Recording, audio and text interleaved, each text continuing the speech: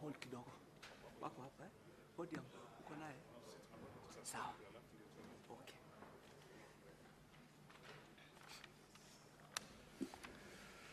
Senator Boni, take your seat.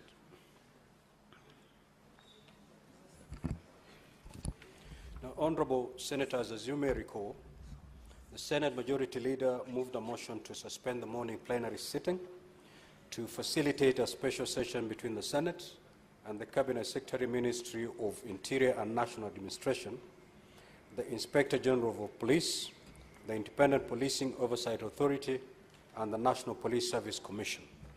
The Director of Criminal Investigations also accompanied the Cabinet Secretary. Now, following a request for a statement by the Senator from Migori County, the Honorable Senator Eddie Okech, MP, regarding the death of Mr. Albert Omondi Ojwang, the following made statements to the Senate on oath on the matter. The Honorable Kipchumba Murkomen, EGH, Cabinet Secretary, Minister of Interior and National Administration, Mr. Douglas Kanja, MGH, EBS, OGW, Inspector General of Police, and Mr. Edwin Kiprono Cheluget, Vice Chairperson, National Police Service Commission. Mr. Mohammed Amin, EBS, Directorate of Criminal Investigations, and Ms. Anne Wanjiku Mwangi, Vice Chairperson, Independent Policing Oversight Authority. Now, honorable senators, following the statements by the office holders referred above, I allowed honorable senators to make comments and seek clarifications on the matter. This continued until 1 o'clock, the time ordinarily appointed for the adjournment of a morning sitting on Wednesday. At the time of adjournment, 16 senators had sought clarification, but still my dashboard was full with senators who wanted to make interventions on the matter. I therefore directed that the proceedings will continue during the afternoon sitting at 2:30 p.m. to facilitate the Senate to exhaustively interrogate this matter. At an appropriate time, therefore, in this sitting, I will allow the Senate Majority Leader to move a motion for the temporary suspension of normal proceedings pursuant to Standing Order 38 for the session with the Cabinet Secretary and his team to continue. Upon approval of the motion, I shall allow the Cabinet Secretary and his team to respond to the issues sought before allowing other interventions from the senators, giving priority to those who have not spoken. Honorable senators, during the session with the Cabinet Secretary and his team, the rules will have been relaxed. However, it is important to uphold decorum and decency in these proceedings. The Cabinet Secretary and his team are reminded that they are still under oath. Senate Majority Leader.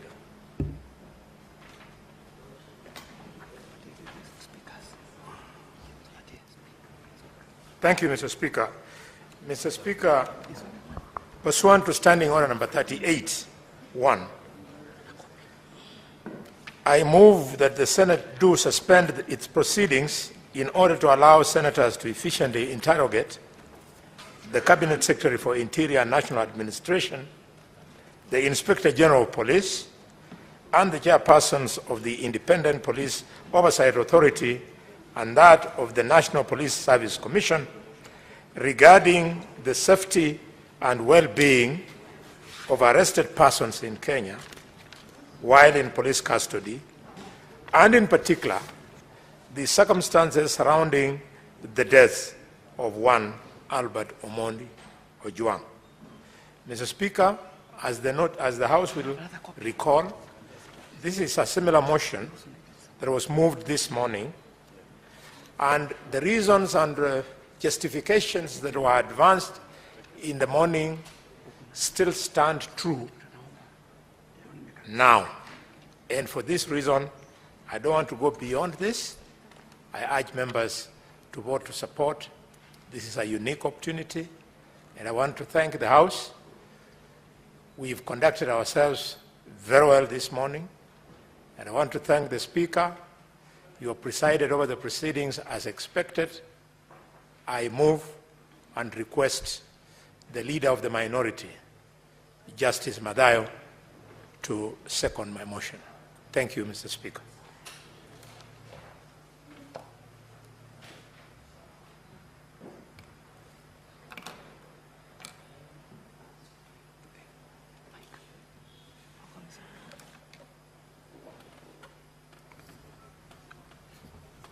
Thank you, Mr. Speaker. Mr. Speaker, I fully support the move of this motion, my brother Dr. Boni Khalwale, and therefore second the motion. Thank you. Honorable Senators, I will now propose the question that pursuant to Standing Order 38.1, the Senate do suspend its proceedings in order to allow senators to efficiently interrogate the Cabinet Secretary for Interior National Administration, the Inspector General of Police, and the chairpersons of the Independent Policing Oversight Authority and that of the National Police Service Commission regarding the safety and well-being of arrested persons in police custody, and in particular the circumstances surrounding the death of Albert Ojwang. Now, the floor is open for debate. However, Honorable Senators, this being a procedural motion, with your concurrence, you may allow me to put the question so that we dispense with it. I will therefore proceed to put the question that pursuant to Standing Order 38.1, the Senate do suspend its proceedings in order to allow senators to efficiently interrogate the Cabinet Secretary for Interior National Administration, the Inspector General of Police, and the chairpersons of the Independent Policing Oversight Authority and that of the National Police Service Commission regarding the safety and well-being of arrested persons in police custody, and in particular the circumstances surrounding the death of Albert Ojwang. Will as many as of that opinion say aye? Aye. Will as many as of the contrary opinion say nay? The ayes have it. Now, Honorable Senators, pursuant to Standing Order 38, just take your seat, Senator Fernandez. 38.5, I will allocate the time. I will give this up to close of business today, so that we conclude this matter. We don't have to leave other members of this House feeling having been left out.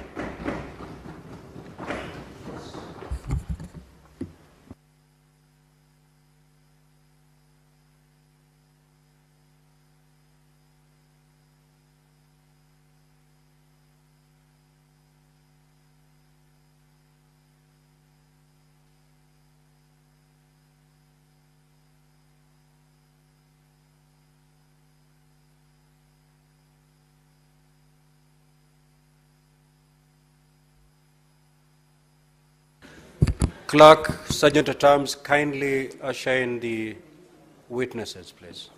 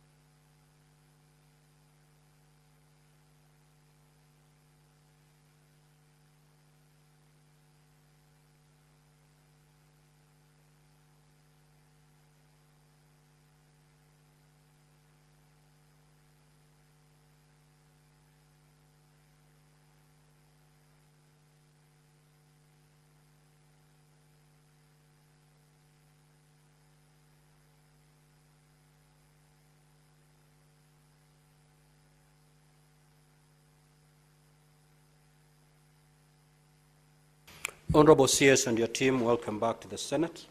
Now, Honorable Senators, just like I stated in my communication, we are going to allow the CS and his team to respond to the questions that have already been posed. Thereafter, we'll take a second round of questions. So, Honorable CS, you have the floor. All the questions that have been directed to you, you may proceed to respond to them. Thereafter, the IG will follow. After the IG, will hear responses from Ipoa. After Ipoa, we will hear from the National Police Service Commission. And lastly, we'll hear DCI. You may proceed, Honorable CS. Thank you, Mr. Speaker. First of all, let me appreciate all the members for the questions they've raised, but also for suggestions they've given on areas of improvement, particularly in terms of law and operation of the National Police Service.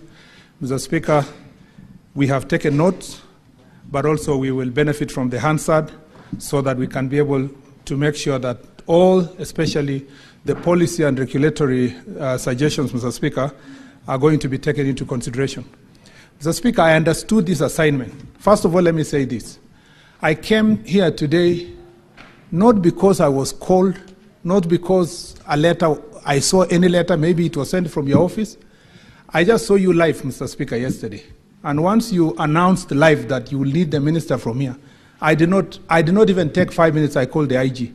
And I told the IG and the chair of Ipoa that we must go to Senate. So, Mr. Speaker, I am very grateful that there is a forum like this for us to be held into account. And like many colleagues have said here, that the same exercise I used to do before to hold others into account, Mr. Speaker, I must also abide by the same process to be held into account. So, Mr. Speaker, I respect the authority of this House. Mr. Speaker, I also want to correct an impression that may have been created by my statement. Remember that Senator Eddy, when he rose, he said, Mr. Speaker, he wanted the Cabinet Secretary to shed light on what I saw with my eyes as the possible persons culpable insofar as the murder of Mr. Albert Ojwang is concerned. Mr. Speaker, I must say this, that it is that led me to Article 245 of the Constitution. And Mr. Speaker, most people may have misconstrued to mean that the Cabinet Secretary does not have responsibility to oversight the National Police Service in the work they do, whether it is in excesses of police officers or in other policy issues. Mr. Speaker, that's far from the truth. I confined myself, Mr. Speaker, I zeroed in on Article 245, subsection 4, Mr. Speaker, for purpose of the investigation, specific investigation touching on this particular gentleman.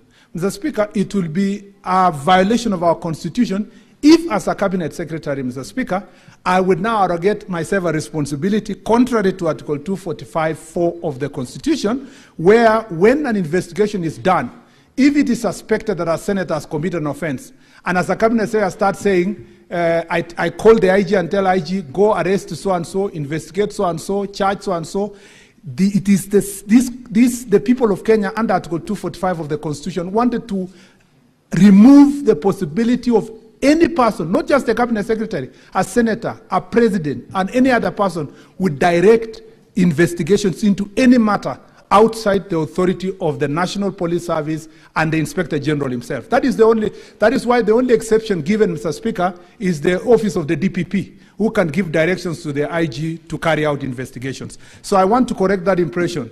It doesn't mean that I don't have an eye to make sure that there's a policy framework where police brutality must be dealt with in the country, that we must deal with issues related to abductions, Mr. Speaker, that we must deal with issues, Mr. Speaker, that are related to extrajudicial killings, among others. That is a responsibility that not just the Cabinet Secretary, but also the National Security Council, as everybody has said here, carries out an oversight responsibility on that matter. I want to correct that impression because I saw everybody was riding on that particular section of Article 245. And if I may read again, Mr. Speaker, it says that no person may give a direction to the Inspector General with respect to the investigation of any particular offenses or offenses the enforcement of the law against any particular person or persons.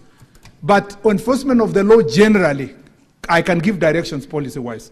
Investigations generally to acts or resurgence of certain acts or omissions, Mr. Speaker, or offenses, Mr. Speaker, I can be able to give that direction. But I cannot wake up here and say, Senator Eddie be investigated, or Senator so-and-so. That is what Kenyans were running away from. Number two, Mr. Speaker, is to say that it is also not right for me, under the same article, to give direction as to the employment, assignment, promotion, suspension, or dismissal of any person who works in the National Police Service. Again, the people of Kenya wanted to remove a situation where political leaders, including the Cabinet Secretary, Mr. Speaker, would use their position to determine whether a police officer will be transferred, will be promoted, will be fired, will be hired. Mr. Speaker, that was the intention of the people of Kenya, to insulate the National Police Service and to make sure that it's an independent institution. But that does not mean that under policy direction, we cannot tell the Inspector General that any person who is found committing an offense must be removed. That is a policy direction, but not to superintend upon the rules of the IG by picking on specific officers to say, arrest this or leave this other person. If that clarity is achieved, Mr. Speaker, then Mr. Speaker, the problem that people had, including Senator Kalwale, on the question of I do not have an eye. I do not have an eye constitutionally of superintending upon specific investigations. But I have an eye of ensuring that the National Police Service operate under the Constitution and the law, Mr. Speaker. I needed to make sure that I clear that issue. On the other issues, Mr. Speaker, I saw my friend Senator Kalwale had said, Mr. Speaker, because of that Article 245 of the Constitution, therefore, Mr. Speaker, I should abdicate my responsibility. Mr. Speaker, like has been said by many senators here, Senator Kajwang, Senator Kio, Mr. Speaker, on my position, and they have said what I did when I was in this House. My position has never changed, Mr. Speaker. I am, as like the Caleb in the Bible said, I am as strong as I was 5 years ago. Mr. Speaker, my position on the issues of brutality, my position, Mr. Speaker, on anything extrajudicial killings, my position, Mr. Speaker, on matters abductions remain the same position I had in this office, in this Senate. Mr. Speaker, let me say how. Mr. Speaker, when I go to office, I made sure that on the question, and you know, some people speak as though I've been in this office for 6 months. Mr. Speaker, I'm not yet even 6 months since I joined this office. But I'm glad that many people have expectation in me. I know even of a particular senator, Mr. Speaker, who never even waited for 2 months, whose natural national chorus is Murkomen must resign, Murkomen must be fired. Mr. Speaker, even when I was 2 months to the office, that was the song he was singing. Mr. Speaker, I am used to that song. But the point I want to make is that as a cabinet secretary, Mr. Speaker, when I go to office, I know, Mr. Speaker, for sure that there were challenges in our National Police Service. Mr. Speaker, in any case, the statement you have asked me to come and answer today, if it were not for the issue of Albert Kachwang, is in relation to last year's unfortunate incidents that happened on 25th of June. Mr. Speaker, where a number of cases are under investigations. Mr. Speaker, a few years ago, the question of Baby Pendo. Mr. Speaker, a few years ago, the question of Koome. Mr. Speaker, I disclose here that lawyer Kimani was my friend. I knew him. Mr. Speaker, in all those investigations, Mr. Speaker, the Independent Police Oversight Authority did their job. Even as Senator Metu was saying, there might be a cover-up. In the case of Senator Kimani, because I follow, Wakili Kimani, in that particular case, Mr. Speaker, there was an attempt to cover up. But, Mr. Speaker, because of the work that Ipoa did, 6 police officers are now, Mr. Speaker, on the queue waiting to be hanged because of what they did to kill a lawyer, Mr. Speaker, whose job was only to defend his client. Mr. Speaker, therefore, there is enough precedent to deal with matters that are related to police brutality and extrajudicial killing. Mr. Speaker, I personally, even though I am not part and parcel of this investigation, I have no doubt in my mind, Mr. Speaker, that if the speed that Ipoa is using and the cooperation the National Police Service is giving, Mr. Speaker, that the perpetrators of this heinous act against Albert, Mr. Speaker, will be brought to book. And, Mr. Speaker, I have no doubt in my mind that if our judiciary, working closely with the DPP and the investigators, these people will just follow the same route that other police officers in the past have followed who have committed this heinous act. I wanted to give that assurance to the people of Kenya. And the Kipchumba of that time is the same one. Mr. Speaker, I went to Nakuru. Brian Odhiambo, his mother confronted me because Brian Odhiambo was kidnapped and taken to, I think it was National Park. Mr. Speaker, the investigations have stopped. The arrest was not happening. But Mr. Speaker, when I came back, I told the investigation authorities, it's your responsibility to make sure that those who have participated in the kidnapping of Brian Odhiambo must be brought to book. Mr. Speaker, as a result of that pressure I put in as a cabinet secretary, those people were charged in the court in Nakuru. Mr. Speaker, on matters of abductions, since I entered office, I have been very vocal, Mr. Speaker, including an investigation that is ongoing regarding a member of parliament. And Mr. Speaker, we will unearth all those cases of abductions. Mr. Speaker, when we came to office, even though I was not a cabinet secretary, Mr. Speaker, the president gave directions to the country during campaign and after we came to office that he does not want to see extrajudicial killing, he doesn't want to see bodies in River Yala, he doesn't want to see bodies in River Tana, he doesn't want to see bodies in Abadeas of people who have been abducted and killed. Mr. Speaker, we may not have exterminated completely these criminals who are doing these acts. But Mr. Speaker, I can tell you there is no systematic or planned such acts in government. And Mr. Speaker, there is not by accident that as this administration came to office, there are no bodies that are found in River Yala or River Tana, Mr. Speaker. Why? Because we took a stand position, Mr. Speaker, and we'll continue in that direction. And Mr. Speaker, I am glad that now we enjoy this level of democracy and freedom to speak. Even those who presided over the ministry when bodies were floating in River Yala, Mr. Speaker, now have the freedom to call us into order. And Mr. Speaker, it is because they know this is a government that is responsive to the things that the people of Kenya are asking for. And I want to assure the nation that I am the same Kipchumba who was a valiant soldier in this house. I will use the same vigor, Mr. Speaker, to exterminate all kinds of, Mr. Speaker, criminal activities within the police. And the police know. And I have told them clearly, in all the forum, Mr. Speaker, I established what is called Jukwaa la Usalama. In this Jukwaa la Usalama, all the OCSs attend the meeting. In every county, Mr. Speaker, we've completed coast and eastern 14 counties. Mr. Speaker, in all those forums, I want to assure the House that as a cabinet secretary, I have told the police officer in no uncertain terms that anybody who is going to be found to carry out such kind of extrajudicial killing will carry their burden. Let me come to the specific questions, Mr. Speaker, that touched on me. Number one, Mr. Speaker, that was the first question by Senator Kalwale. Mr. Speaker, Senator Kajwang asked Mr. Speaker about, again, and I've responded to that question generally about my record and so forth. Mr. Speaker, on the extrajudicial killings, Senator also Kajwang asked Mr. Speaker whether I have given any policy directions related to, Mr. Speaker, this issue of Mr. Speaker, how to handle an arrested person. Mr. Speaker, if you look at the, let me just refer to this. If you look at the police standing orders, Mr. Speaker, at the moment, Mr. Speaker, and I don't want to read so that I give time to everybody to respond, because it's a long list, maybe I'll table later. The police standing orders already prescribe and provide, Mr. Speaker, how to handle a police officer, including before you book in, not a police officer, a suspect. Before you book in a suspect, you must confirm that he was in good health or not, Mr. Speaker. And those regulations.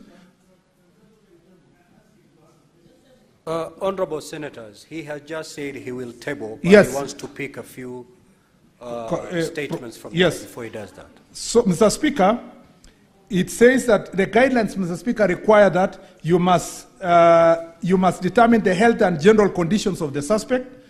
Every arrested person shall be granted police bond and bail at the earliest opportunity.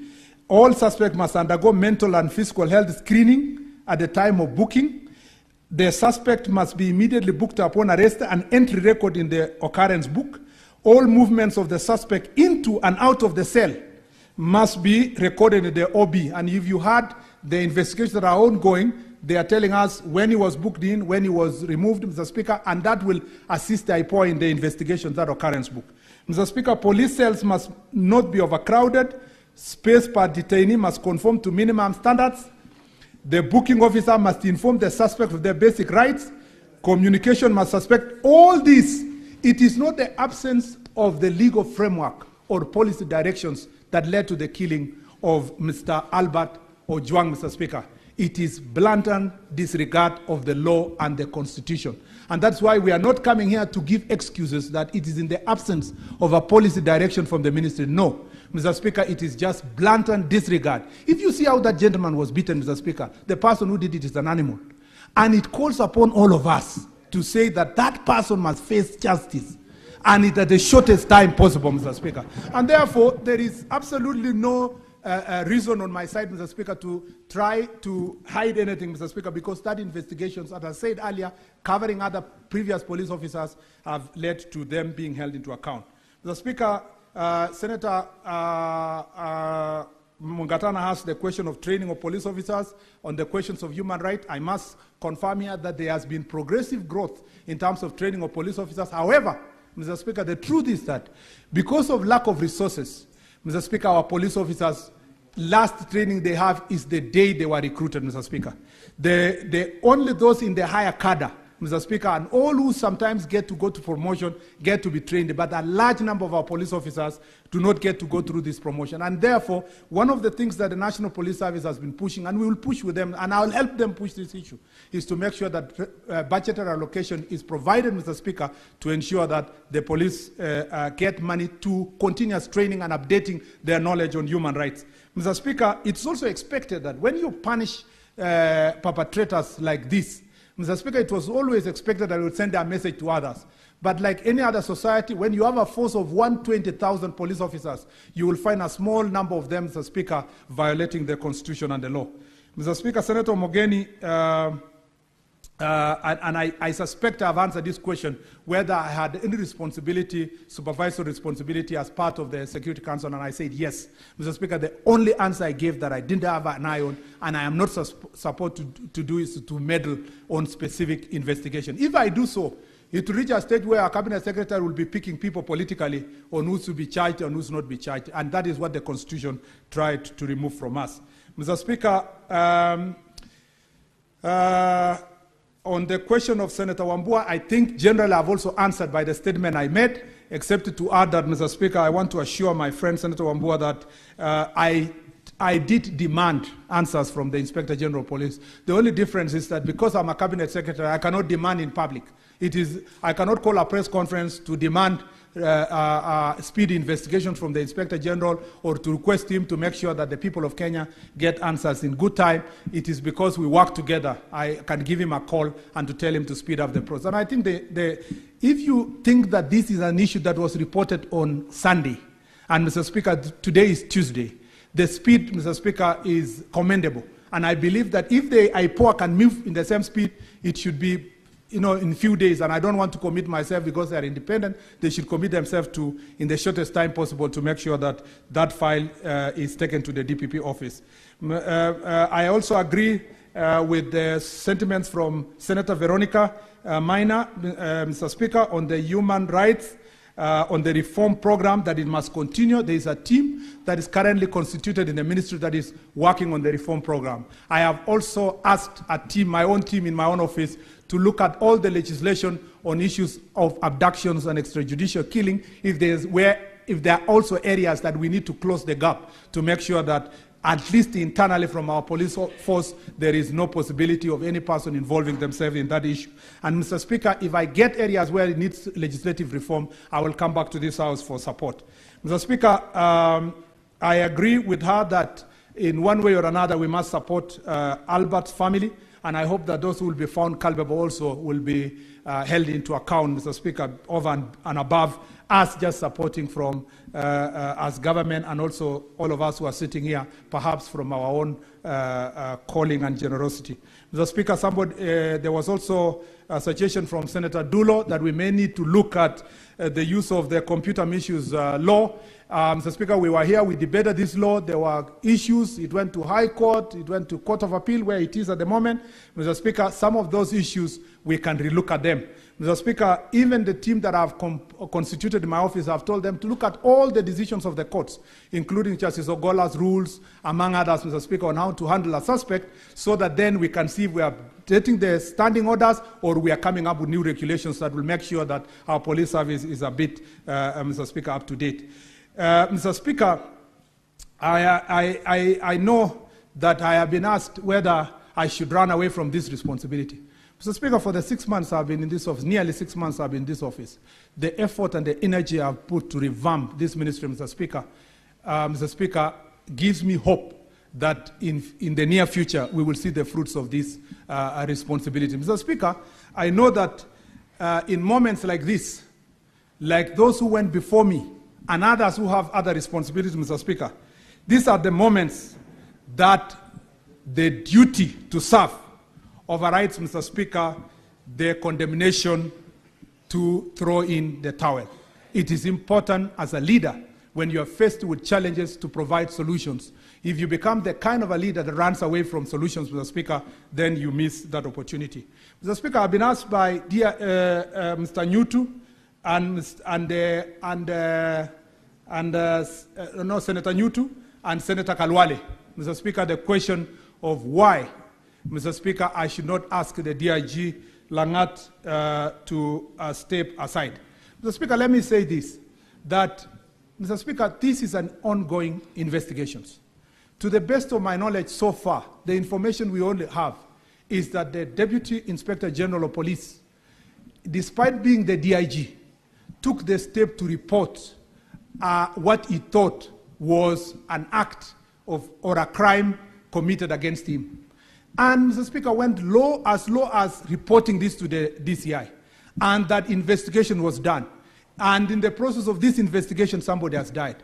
Mr. Speaker, nobody has told me here whether the investigations lead to a particular result, whether it is to protect him or to exonerate him or to charge him, Mr. Speaker, is not my responsibility. That responsibility rests with independent police oversight authority if they find any culpability, Mr. Speaker.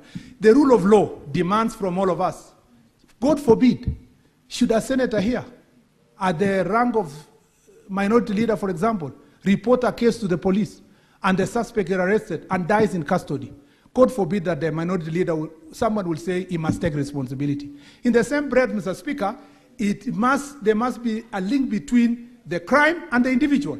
And therefore, Mr. Speaker, I will ask Ipoa, and as I said earlier, as the Cabinet Secretary, I will not play a role in pushing for a particular person to be charged or a particular person to be exonerated. The evidence must lead to the suspect, Mr. Speaker. And when we are going for anybody, it must be based on evidence. Otherwise, if we lose that rule of law, people will be taking advantage of such occasions to do the same. Mr. Speaker, ask yourself. I was here in this chamber, Mr. Speaker, when as I said, my friend Kimani was abducted by police officers and killed in Machakos. Mr. Speaker, I was here when the case of Pepe Pendo happened. I was here when Koome happened. Mr. Speaker, the process, even when people thought that there will be no justice, justice was found because the right process was followed by Ipoa. I think we should support Ipoa to do their job instead of getting ourselves to the direction where the House can direct who should be charged and who not be charged. Mr. Speaker, I was a bit worried. I know there is privilege in the chamber. I was a bit worried when senators divert to the attention of determining who is to be charged and who is not to be charged. Mr. Speaker, it violates the same Article 245 of the Constitution and affects the question of rule of law. What we should be demanding is that every person who will be found culpable, led by the evidence, must be brought to book, regardless of the position, regardless of his relationship with anybody. Mr. Speaker, and the last thing was, there was something to do with reforms again. And to close in, Mr. Speaker, I wanted to assure Senator Haji. Mr. Speaker, when Senator Haji spoke, I was fighting tears because he spoke for all of us and he spoke for this country.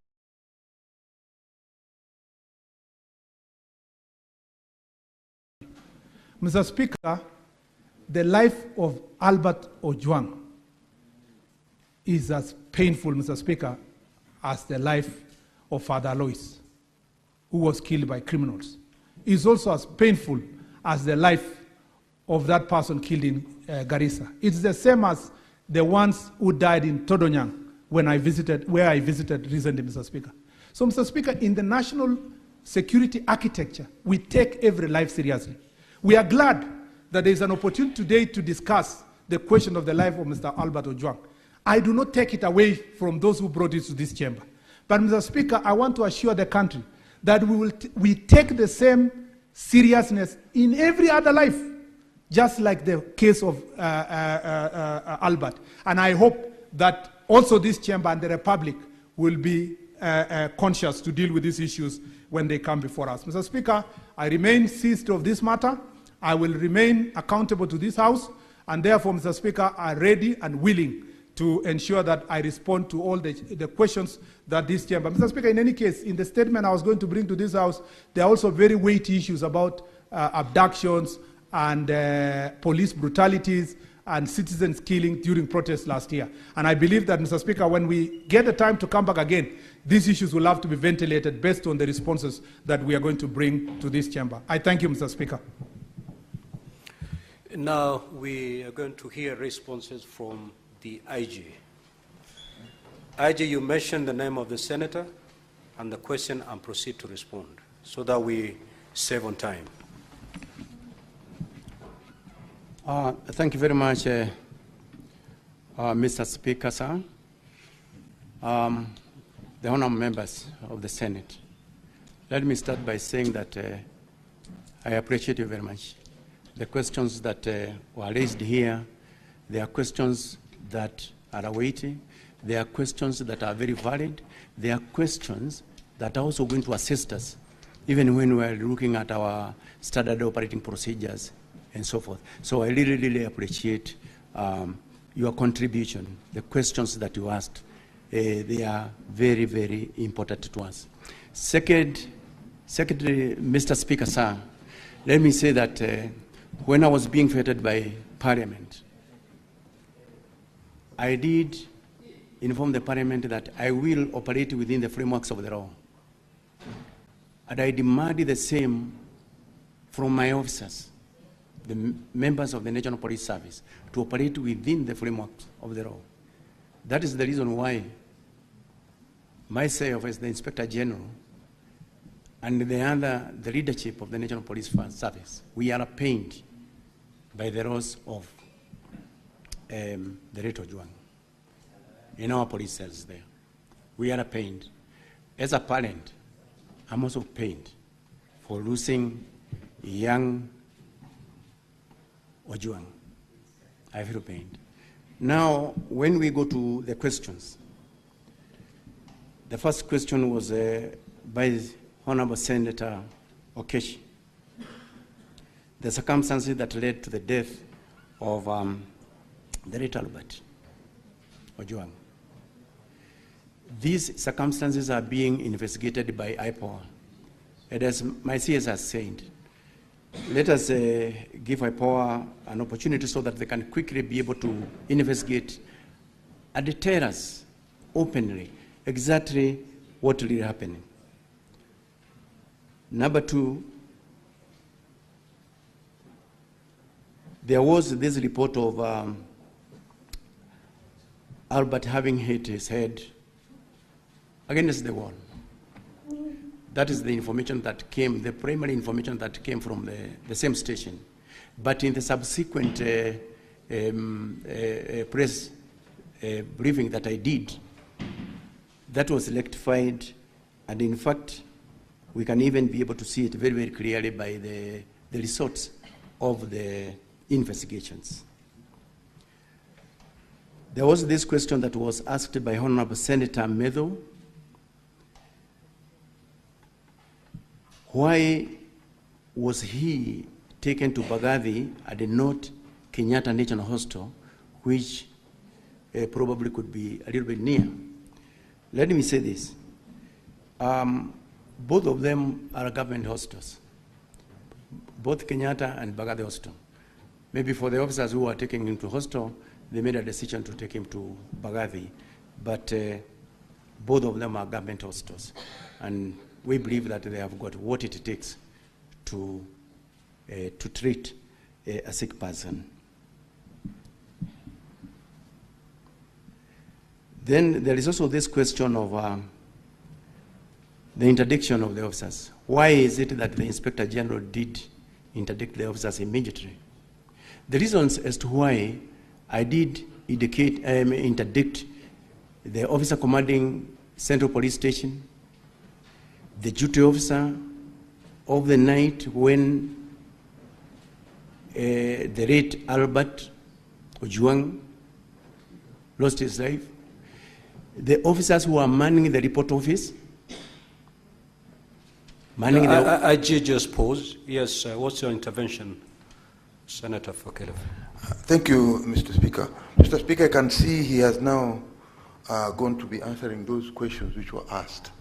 I had a question as to why was he not arrested, charged, or put whatever in a custody or something like that in Homa Bay. Why did he have to travel all the way from Homa Bay to Nairobi and ended up losing his life here? Senator Fokelov, the IG has a list of all those questions. He will get to yours. Just be patient. Proceed, IG. Thank you very much, Mr. Speaker, sir. This question was actually asked by Honorable Senator Medo, as to why I did interdict these officers, because these were the officers who were on duty there. And we wanted to ensure that once the Ipoa takes over, the investigations are smooth and there's no one who is going to interfere with those investigations. That's why we wanted them to step aside and allow free investigation, because we wanted expeditious investigations to be carried out. We want to know who is this or who are these who committed that heinous crime. And we want to know it as quickly as possible. There was the question from for Boni Harwere. That one has been answered by my CS.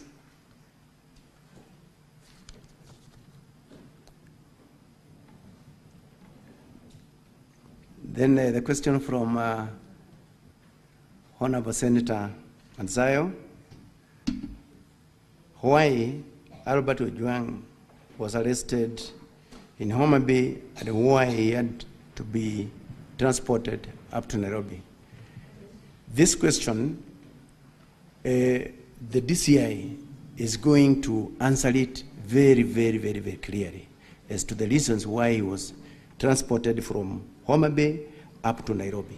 But basically, it is because in Nairobi, that is where the offense was actually committed. But DCI is going to give more details on that.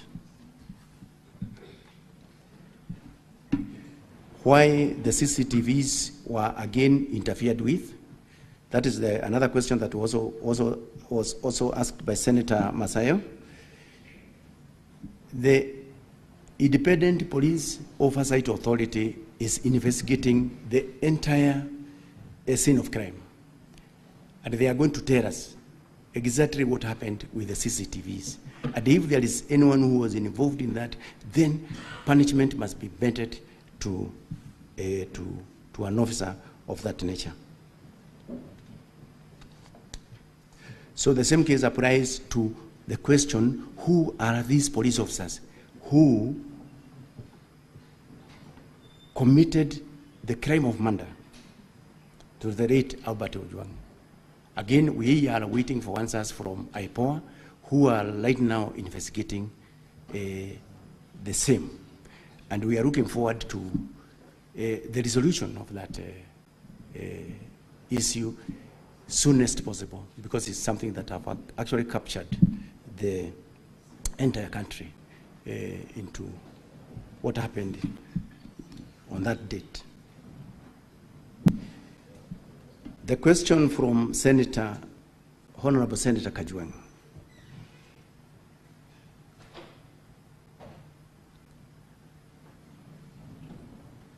Now, this question of withdrawing and apologizing to the Senate and the country on the question of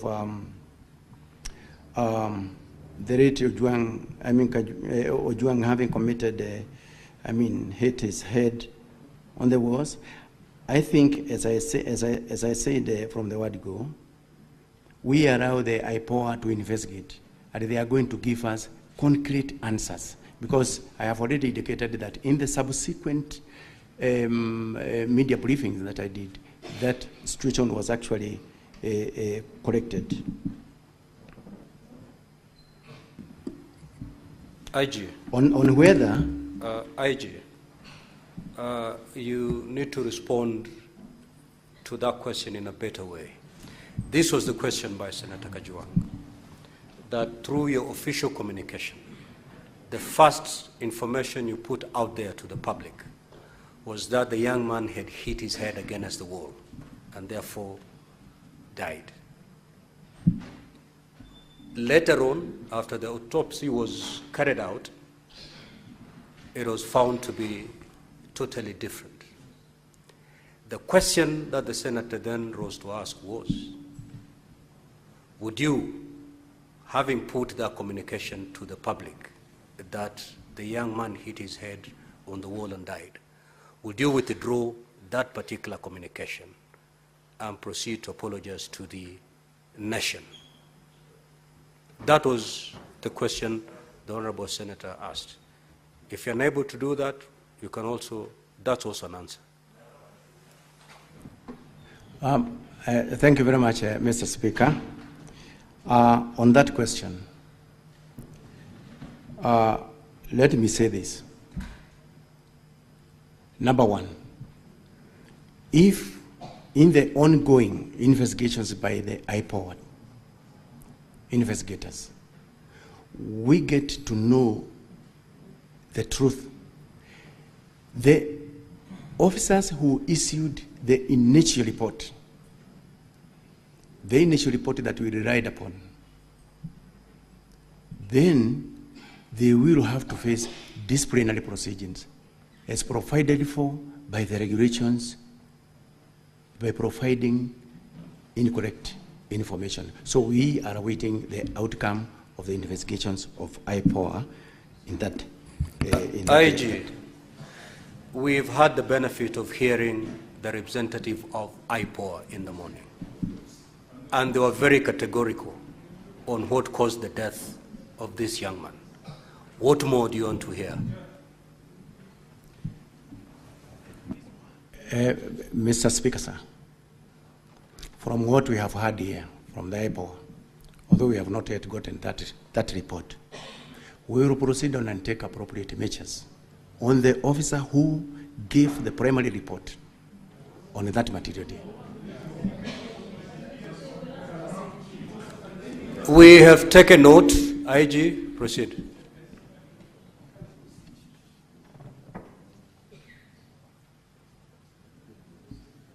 Then there was also the second question.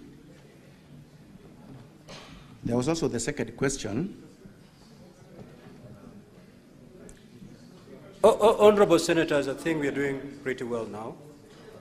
We are doing very well.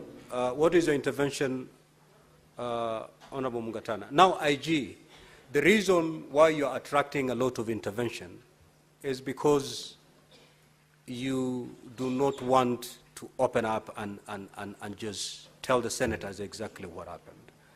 We are here to hear the truth. Just give us the truth, and there'll be minimal interventions. Proceed.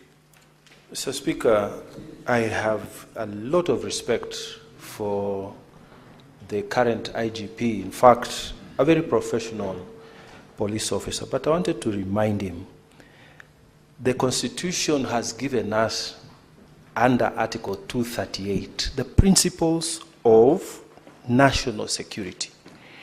And Mr. Speaker, on 238(2)(c), it says, in performing the functions and exercising their powers, national security organs shall respect the diverse culture of the communities within Kenya. And Honorable Senator Kajwang has said, to imply suicide from his cultural background, it is attracting a huge stigmatization of that family. So I'm inviting the IGP to offer an unconditional apology to the Senate in view of the post-mortem report that has been made public. And then we proceed, Mr. Speaker.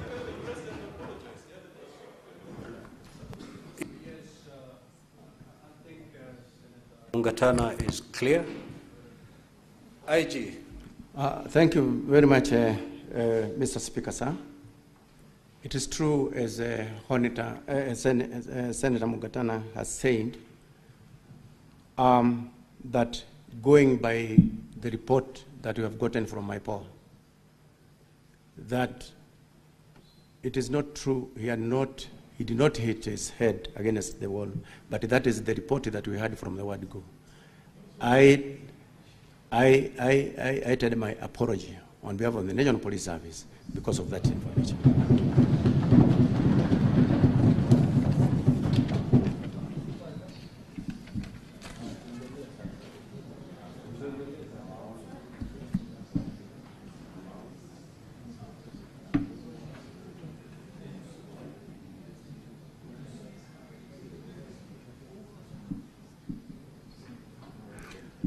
So there was also the question of how the police are trained. That question was clearly answered by my CS.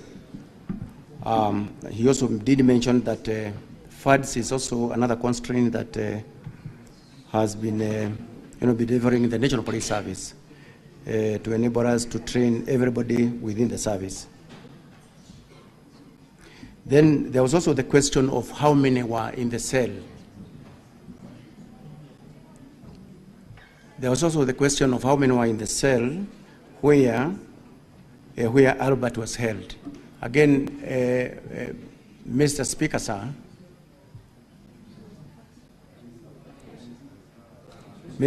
sir, this question again will also be answered very clearly in the investigations by the Ipoa of how many were actually in that cell. The questions by Senator Omugeni.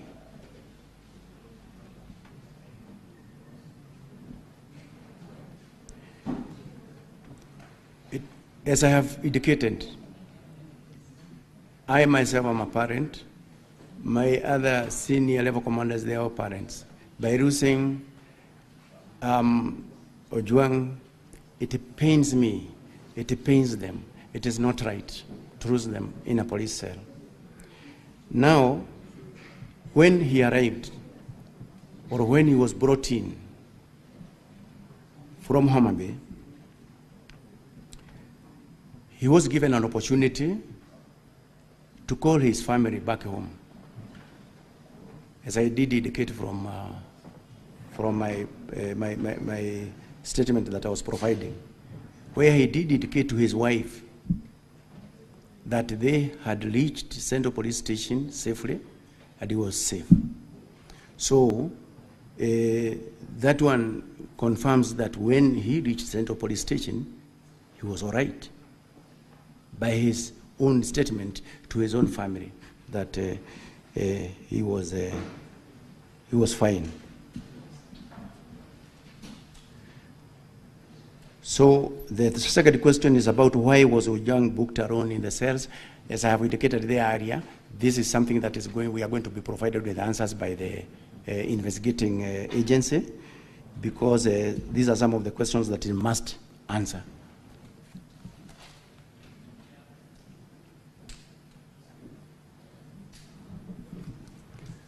The questions that were raised by Honorable Senator Wabua.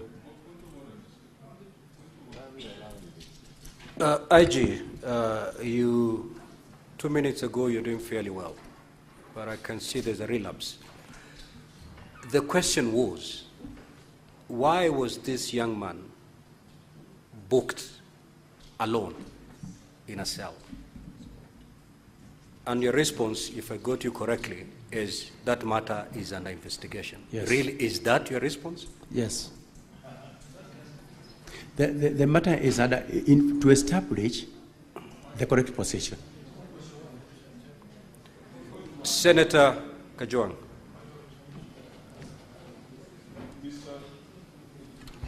Mr. Speaker, I'm assuming that the IG is proceeding sequentially, and he has conveniently avoided two questions that I asked. And that was why the Deputy Inspector General of Police is still in office when he was very quick to interdict or to give directives for junior officers to be out on the basis of the proximate cause theory. And I also asked a very specific question that came out of his submission, that there were other names. There were other 4 persons of interest. Are they alive? Or are they in a ditch somewhere? Are they at City Mortuary? He's supposed to tell us that if he's going sequentially. Thank you, Mr. Speaker. Proceed, IG.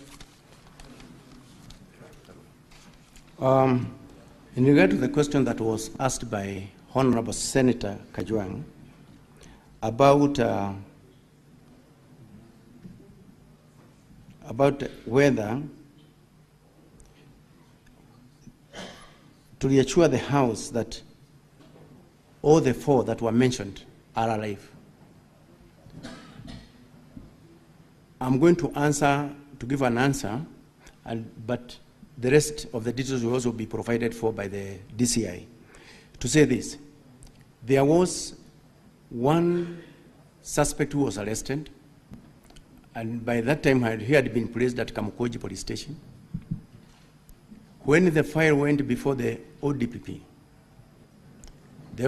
raised issues that needed to be covered. Thereafter, the suspect was set free until such a time when the file goes back to the ODPP and he gives his recommendations. As for the rest, none of them had been arrested. So we believe they are still out there.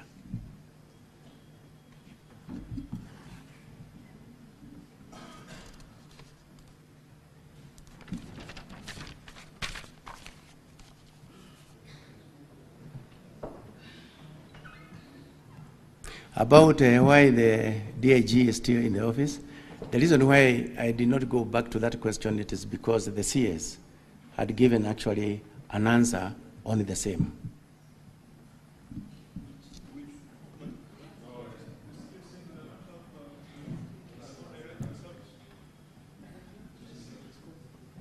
He did respond.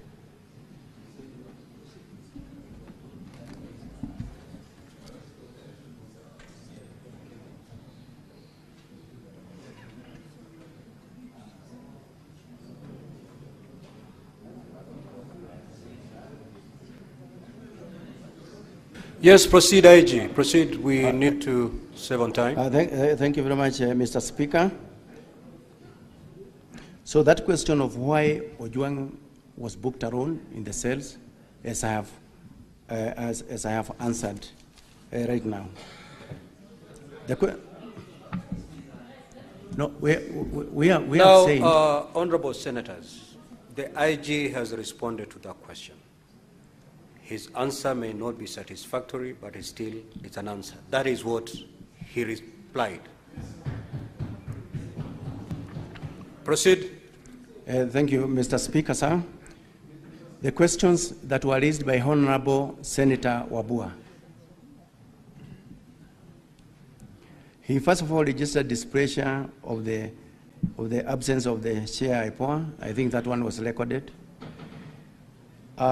The question that was directed to the IG is when at the Central Police Station,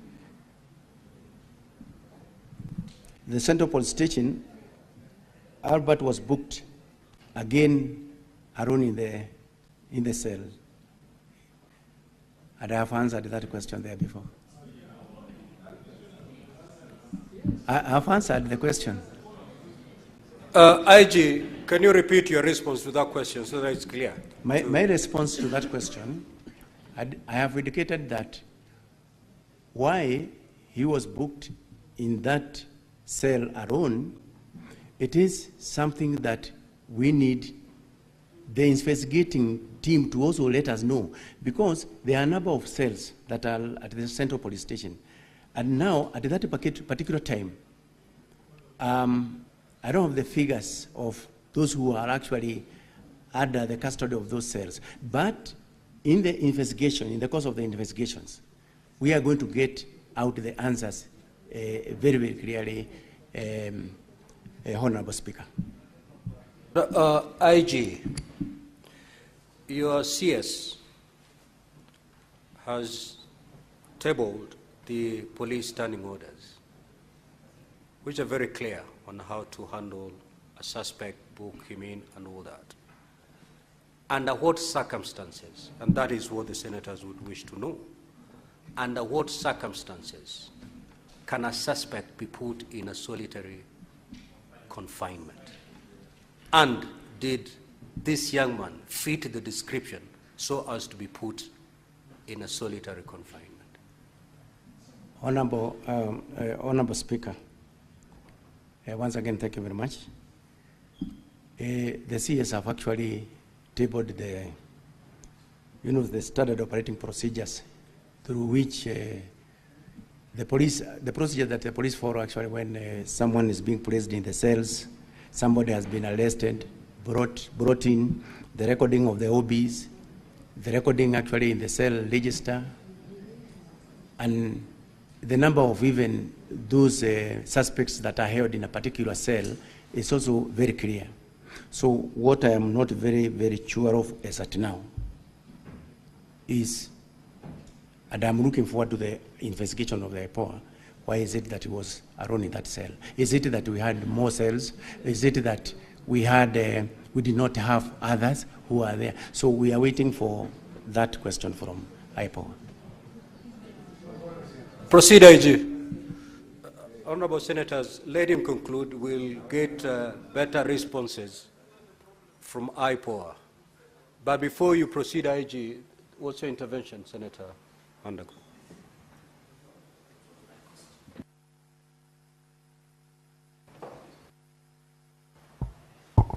Thank you very much, Honorable Speaker. I just needed some small clarification, Honorable Speaker.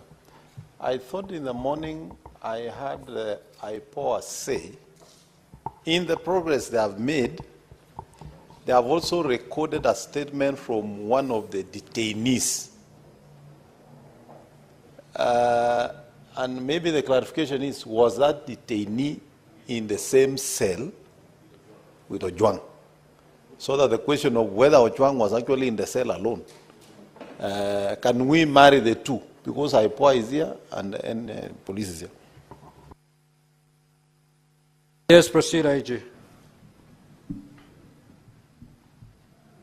Then there was also this question, again from Honorable Senator Wabua, which he asked, how did the OCS confirm Albert Ojwang was fine when he was booked in? So again, that question goes back to the earlier question that I had answered, that when he reached the police station, when he was brought in at the Central Police Station, he was given an opportunity to talk to his spouse, where he did confirm that they had arrived safely and he is fine. And that record is actually in the occurrence book, and it was done by those officers who are at the report office at the Central Police Station. So that is actually the confirmation that he was fine when he reached the police station.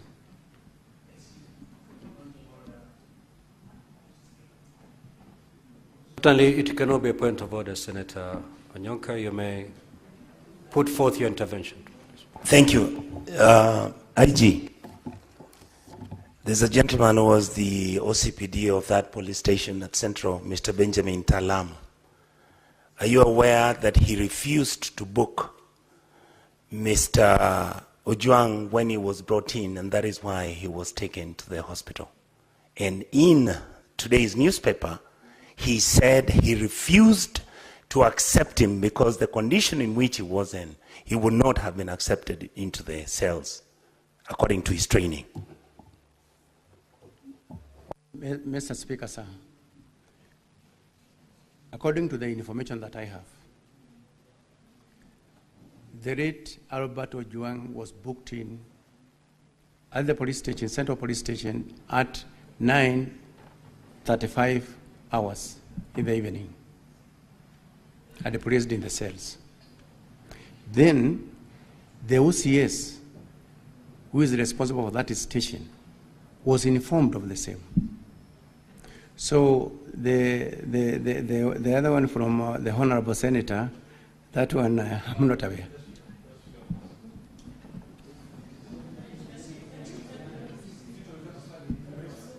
Honorable Senators, I'm taking note, and Senator Wambua, I'll come back to you. Just run through the questions that you have. For those ones that we feel are not satisfactorily answered, we will certainly have an opportunity, Senator Boni. Just proceed. Yes, Senator Boni. Mr. Speaker, the public and the Senate are expecting that the witnesses we have this afternoon will shed light. And that light can only come out of the quality of the evidence that they are adducing. Mr. Speaker, there is something called a hostile witness. When a witness deliberately, with due respect to Kanja, either becomes economical with the truth or attempts to evade a question, he's being hostile. What is the value of this exercise if the IG, who is supposed to have convinced himself on how Ojwang was handled, how can he be the same one now deflecting that responsibility to Ipoa? He's supposed to give evidence in the same manner he'll give to Ipoa when Ipoa will call him to appear before them, Mr. Speaker. I know, Honorable Senators, the beauty of this is that we have all the players before us. He has shifted the burden to Ipoa. Ipoa is right before us.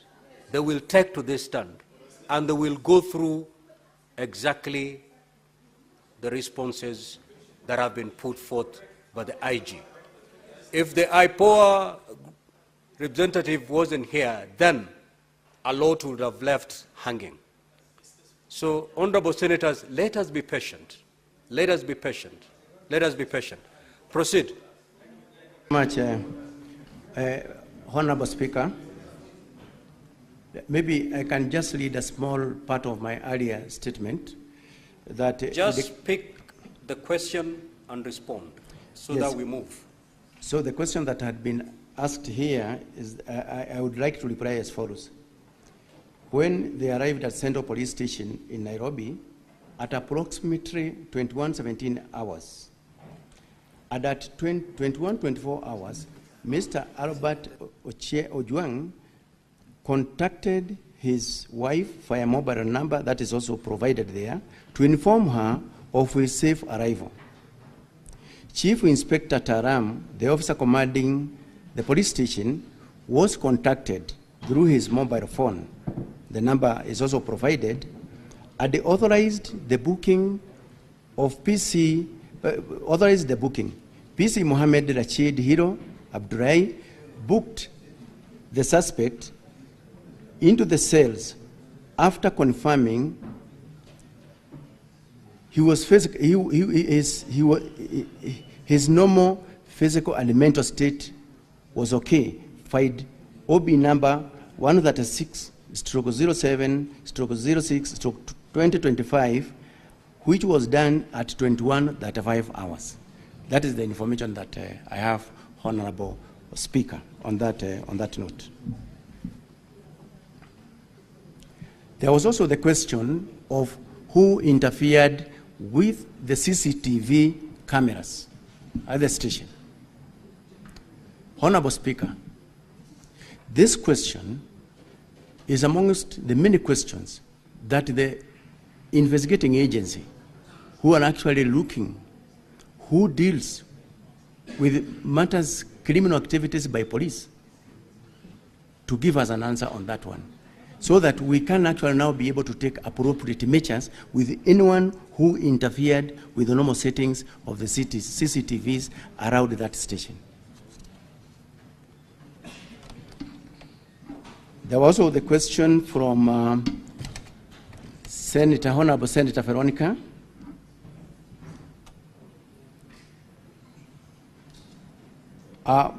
The first question was, who deleted the Albert X account?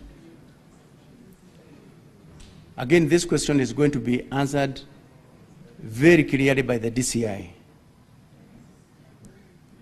Who interfered with the CCTV cameras, and whether there is a backup of the same. So on the CCTV cameras, Honorable Speaker, is as I've indicated that we are waiting for the investigations to let us know who is it that actually did that kind of interference.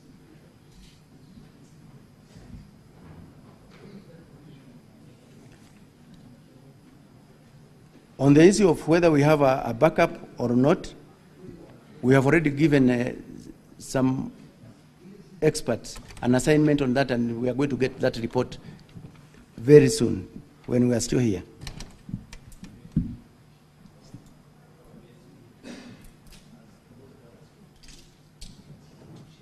And then the last one is that question of all police officers must at all times ensure that the rights of the suspects are respected. That is our standard operating procedures. For those who defeated away from that, then they must face the full wrath of the law. That is our position. That the officers, police officers must at all times respect the rights and freedoms of the people, whether they are suspects or not. I'm saying this because, Honorable Senator, police officers are at the forefront in the defense of the rights and freedoms of the people. So any officer who turns against that, he goes against the same law that he is supposed to protect. And they are, all of them, they are aware, out there in all the stations, in all the deployment throughout the Republic, that the rights of suspects, the rights of the other Kenyans must be protected at all times. So as I have said, anyone who goes against that, then he must face the full wrath of the law.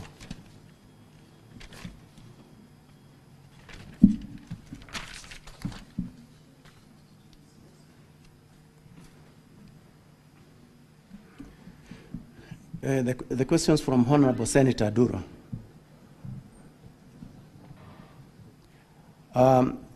Honorable Duro requested that I provide all the documentary evidences of the letters that the DIG did to the DCI.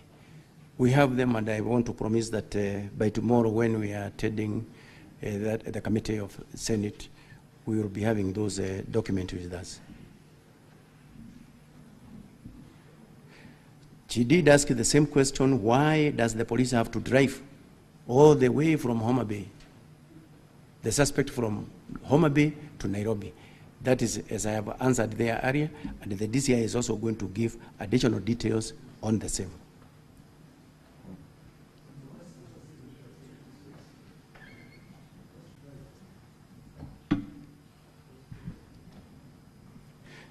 The questions by Senator Abbas, Honorable Senator Abbas. Again, he was actually asking the same question, that there are several police stations along the line that the suspects was, driven from Homa Bay to Nairobi. There are many police stations along the line. So the question is, why is it that he could not be placed in any of these police stations along that transport corridor? My answer is, as earlier stated, that number one, the offense was committed in Nairobi, and that is actually the area of jurisdiction. That is basically the reason why the suspect was actually brought to Nairobi.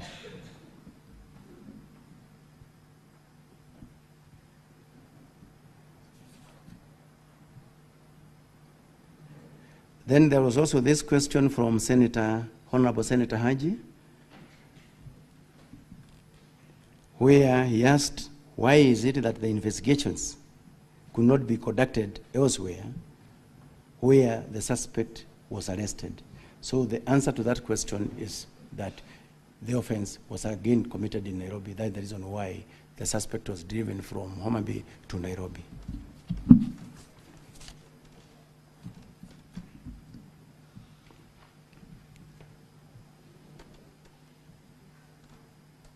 The last bit where Honorable Senator Newton, he asked why is it that the investigations have been done so fast? So again, he wanted to know who actually killed the late Albert Ojwang. As I had answered there earlier, Honorable Senator, I'm eagerly waiting to know amongst those officers who are on duty or any other officer who are involved in that transaction, who is it that did, or who is it, or who are they that are involved in the cold-blooded murder of Albert Ojwang.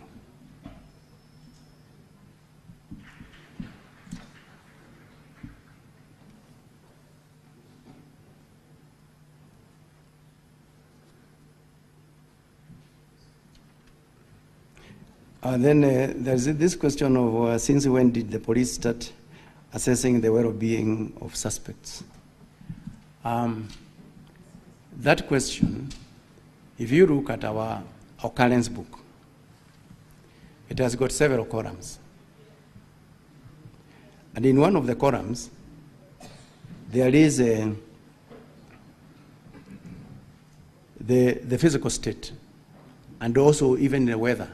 So we do indicate in that particular column, how is the suspect looking like? Even the weather, if it is raining, we say it is raining. If it is chilly, it is cold. So they are there, they are provided for in that occurrence book, Honorable Senator. So it is on that basis, after he also spoke with the spouse, it was also confirmed that he did confirm that I'm okay and I have arrived safely in Nairobi. So based on that, the OB recorder recorded the same in the occurrence book. And it is there actually to be seen by everybody.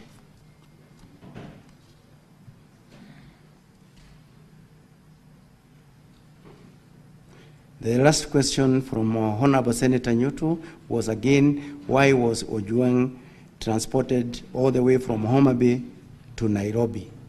Yeah, you've already responded to I have already responded to This is the 10th time. Just pick a new one and you conclude IG so that we hear Ipoa. Honorable Speaker, thank you very much. I'm already through with the questions. Thank you. Just hold on IG. I think that few questions that you may have noted down. Just remind the IG of your question. Yeah, Mr. Speaker, you ask, and if you ask and you're not answered, so it's fair that we remind the IG the questions that have not been answered. When IG, I asked a very specific question on the events of the 5th of June. That was a very specific question, and I don't want to repeat the question. I'm sure it has rung back in your mind that I said that on the 5th of June, so much happened, and the officers were in Kisii by 12:55. That question I had asked, and you have not answered.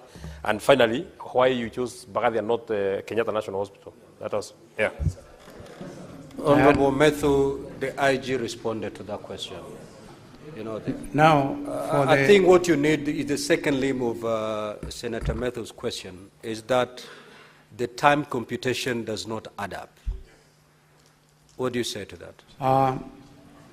For that one, Honorable Speaker, the DCI have got a unit that deals with serious crimes. And in that unit, although he is going to give details on that one, in that unit, he has those who records the statements, those who are investigating on other bits of, every continuing investigations. So that's the reason why you find that once it has been confirmed, for example, by the CAK, has been confirmed by the EACC, then there is this team that moves immediately and effects, for example, the arrest. So that is basically the reason why you find that it is really not the same team that is seated at the DCI there that is doing all that, but it is one unit. So the information is passed to the other teams that are there.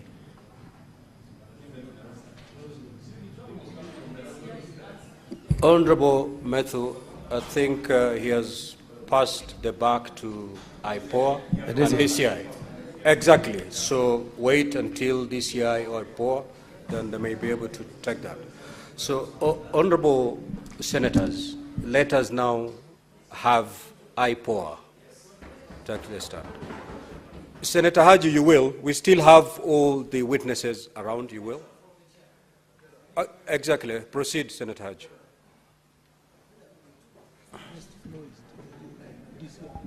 Thank you, Honorable Speaker. Honorable Speaker, this is an unusual sitting. It is sort of like a special sitting, an extraordinary sitting. The rules are not very clear, Mr. Speaker, and I would really wish that you would make a ruling so that we can proceed with speed and conclude in time. Mr. Speaker, if you allow everybody to ask a supplementary question, we will be here for a very long time. And we are not here, Mr. Speaker, as far as my understanding, to cross-examine the individuals that are here, appearing here today. If we were informed that that is the case, then we would have been here very well prepared to cross-examine every answer that is submitted to this House. So, Mr. Speaker, and also not to forget that this matter has also been referred to the committee. I don't know what you expect the committee to do, what work to do, if we are going to handle everything here today. And we don't have the time. So, Mr. Speaker, I indulge that you make a ruling so that we can move with speed and give opportunities to the senators who have not spoken today to also ask questions to the individuals that are here. Thank you, Mr. Speaker. Now, honorable senators, I was very clear on the procedure to adopt going forward. And I said we are going to hear all the witnesses. Thereafter, I was going to allow senators to ask for clarifications or ask questions. We did the first round before we adjourned for lunch. When I came back, the way forward I had communicated was, before we take the second round of senators, we allowed the witnesses to respond to the questions or clarifications sought that were directed to them. Once we are done with that, we will take the second round of senators. Now, the problem is there are some questions that honorable senators have posed that have not found satisfactory answers. That those questions that honorable senators have posed, whom the IG has referred to Ipoa. We are not here to cross-examine anybody. We are simply asking questions and clarifications from the witnesses that are here. So, honorable senators, I would urge us to do this. We step down the IG. A lot of his responses were actually shoved towards either Ipoa or DCI. Allow the DCI. Allow the DCI because the Ipoa will combine DCI and IG. So let us allow DCI to take the stand. Now, honorable senators, for us to make progress, let us minimize the interventions. Yeah, okay?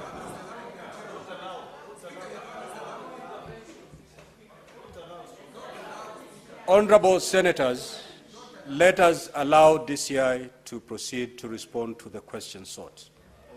And as the DCI does that, please let us not have any interventions so that we make progress. Proceed, DCI. Yeah, thank you very much, Honorable Senator and Honorable Speaker. And I would like also to appreciate Honorable Speaker and the members for giving me this opportunity to respond to some of the issues raised on the floor, Honorable Speaker. Honorable Speaker, an Honorable Senator has actually appealed to my religious faith. And I would like to categorically confirm that I fully understand the religious implications of swearing by the Holy Quran. I cannot please a human being so as to displease my Creator. So mine is to reaffirm that whatever I've said before the Senate and whatever I'm going to say shall be the truth and the whole truth, Honorable Speaker. Honorable Speaker, some of the issues that I'll be addressing to have been raised. It is cross-cutting. So I may not be able to attribute the questions to a particular senator.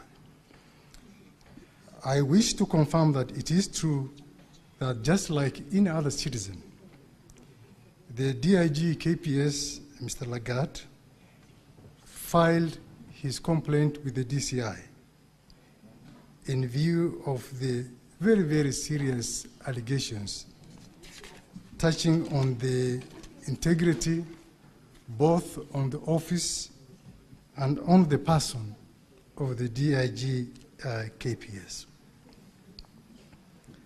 And with those very, very serious allegations, his only recourse, Honorable Speaker, was to report the matter to the DCI, which is the investigative agency of the National Police Service, so as to investigate those allegations to its logical conclusion. There was nothing extraordinary with that report. Honorable Speaker, we have in the past received and investigated similar complaints from senior government officials, senators, members of parliament, and the investigative process has always remained the same.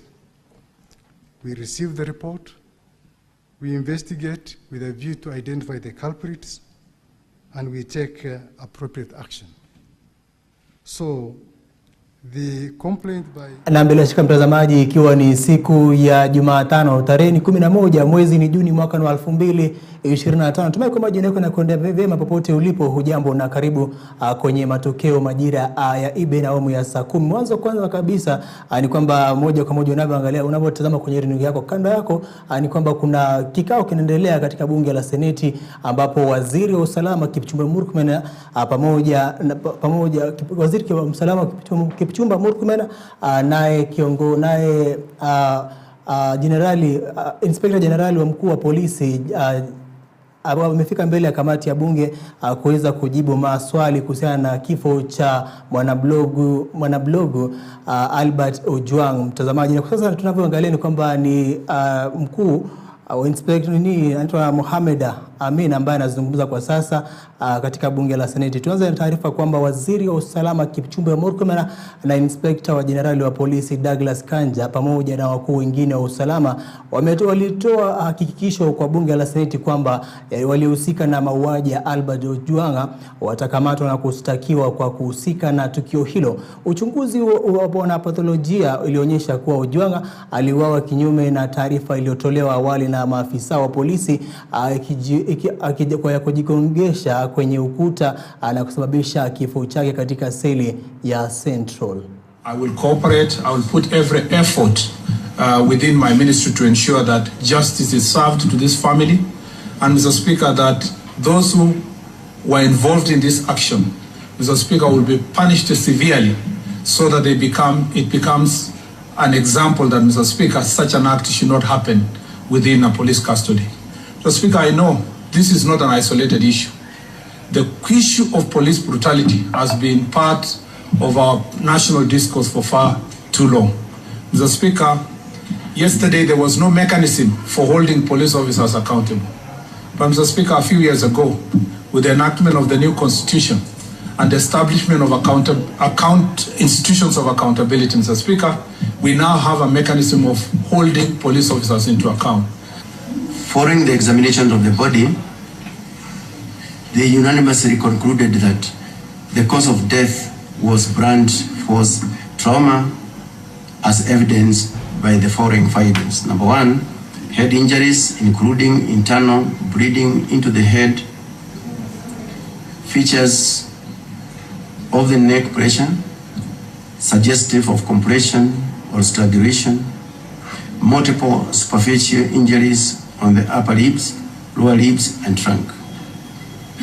The postmortem was witnessed and documented by the officers from the Independent Policing Oversight Authority, Ipoa, the homicide team from the DCI, and the DCI forensic experts. Investigations into the matter remains ongoing under the direction of Ipoa.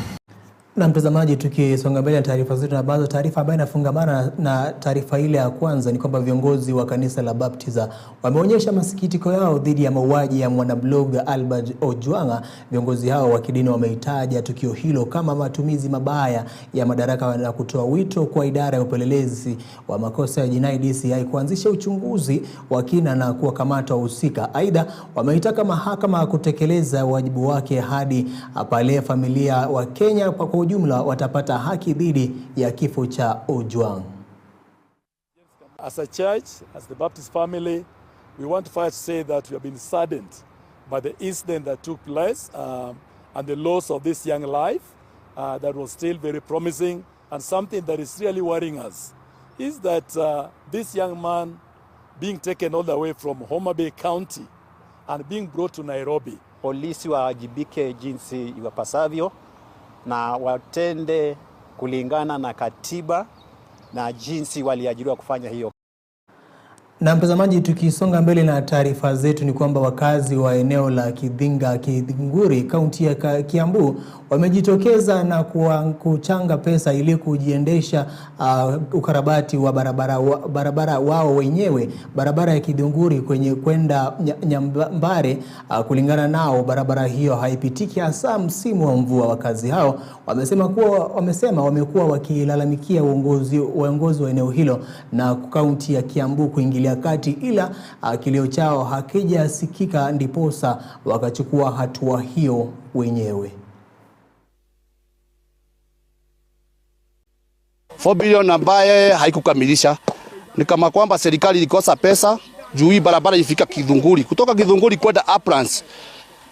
Kwa wakati huu, for the financial year 2025-2026, they have allocated 141 million, which seems ni kama haitatosha. Kwa sasa hivi kuna watu wanatengeneza hii barabara polepole kutoka huku kwenda hivyo chini, inabidi unamwachia kitu kidogo. Sasa kwa saa hii sina kitu, lakini nitamwachia hiki kimoja na ingekuwa faida kwangu, lakini sasa itakuwa ni kama hasara unahesabu juu ungekuwa umeiuza. Kwa saa hii sina kitu, lakini nitamwachia hiki kimoja na ingekuwa faida kwangu, lakini sasa itakuwa ni kama hasara unahesabu juu ungekuwa umeiuza. Na mtazamaji, tukisonga mbele na taarifa zetu ambayo inafungamana na taarifa ile yake mwana blog ni kwamba shirika la kutetea haki za kibinadamu kutoka Pwani limemtaka naibu inspekta jenerali wa polisi Eliud Lagata ajiondoe mamlakani ili wanaofanya uchunguzi wapate nafasi na uhuru wa kutekeleza uchunguzi huo. Wakizungumza na wanahabari katika kaunti ya Mombasa, wamedai kuwa kung'atuliwa kwa maafisa wa polisi na ngazi za chini na serikali ni njia mojawapo ya kumlinda naibu huyo wa polisi. Aidha, wanaharakati hao wamelalamikia mkutano uliofanywa na tume ya kutathmini utendakazi wa polisi na jenerali wa polisi, huku wakidai kutoshelezwa na hatua hiyo, wakidai kwamba tume hiyo ijitegemee yenyewe kwenye masuala ya usalama. Unless he says something, we know that he's with us. But if he's going to keep quiet like this, it shows that he doesn't care about us, he doesn't care about the nation, and he doesn't care about the well-being of Kenyans. So we are saying, tafadhali Bwana Rais, if you really care about the well-being of Kenyans, ipo haja ya naibu wa polisi DIG to step aside. Ipoa is supposed to be an independent body. How come you come for a press conference with the IG beside you? It gives us some way. We are not even comfortable anymore with Ipoa, because we know for sure they get the information from the police. Nchi hii haina sheria, haina rais. Na kwa nini rais yuko kimya mpaka sasa? When he was sworn in, he said he is going to disband and there will be no extrajudicial killings. Lakini sasa zimezidi. But Kenyans must also be very active, and this must be sustained. Before Lagat leaves, we will not see justice for Albert. This is because all the people who are going to investigate him are his juniors, including police or people within authority of Ipoa. They are investigators, they are who are police officers, who are his juniors. Na mtazamaji, tukitoka moja kwa moja kaunti ama eneo la Pwani, tunaelekea moja kwa moja hadi katika kaunti ya Kericho, ambapo watu wanaoishi na ulemavu na kina mama katika kaunti ya Kericho wametofautiana vikali na kupinga makadirio ya bajeti ya mwaka wa 2025-2026 ya kaunti hiyo, wakilalamikia matakwa yao hayajapewa kipaumbele. Kulingana nao, wametengewa shilingi milioni 8 pekee kwenye bajeti hiyo, huku vifaa vya muhimu vya walemavu vikikosa kuorodheshwa. Aidha, akina mama wamelalamikia kuwa hawakutengewa chochote kwenye bajeti hiyo isipokuwa fedha za biashara ambazo pia hawana uhakika iwapo watazipata. Hatukufurahia hiyo. Tena aliweka bajeti, anasema tu ni ya FIFA gani sasa ambaye imewekwa hapo. Hatujui ni FIFA ya aina gani, ni kitu gani. So lazima tueleze ni nini hasa hii 8 million ni nini, ni ya nini. We want things in a transparent way. So therefore we need, inahitajika kwamba budget ionekane kwa watu wote na watu wachangie. So we could challenge easily this budget iwe rejected. Hakuna mahali wa mama walikuwa allocated na pesa yoyote. Tumeona tu enterprise fund ambapo imetengewa 4 million. Na hiyo hatuelewi kama tuko under that enterprise ama atuko completely. We are actually telling the county assembly to consider that document as invalid because it was never subjected to budget to public participation. That is why, the reason why you find that there is nothing for women and very little for persons with disability. Na mtazamaji, taarifa kutoka kaunti ya Kericho basi inatukamilishia taarifa zetu majira ya EBN awamu ya saa 10 alasiri ya leo. Anashukuru sana kuweza kutazama, na wale ambao wanategea kwa mara ya kwanza, basi hii ni EBN TV na haya ni majira ya EBN. Nimekuwa wako Sami Murunga, tupatane kesho, lakini kabla niweze kuondoka ni kwamba tunarejea moja kwa moja katika bunge la Seneti, ambapo kwa sasa ni mkuu wa idara ya DCI ya Mohamed Ibrahim ndiye anazungumza sasa hivi katika mahojiano hayo. Na kutakia jioni njema na yenye baraka. Jina langu ni Sami Murunga. We don't know where they are and we cannot confirm whether they are dead or alive because these are characters we have never interacted with them at all.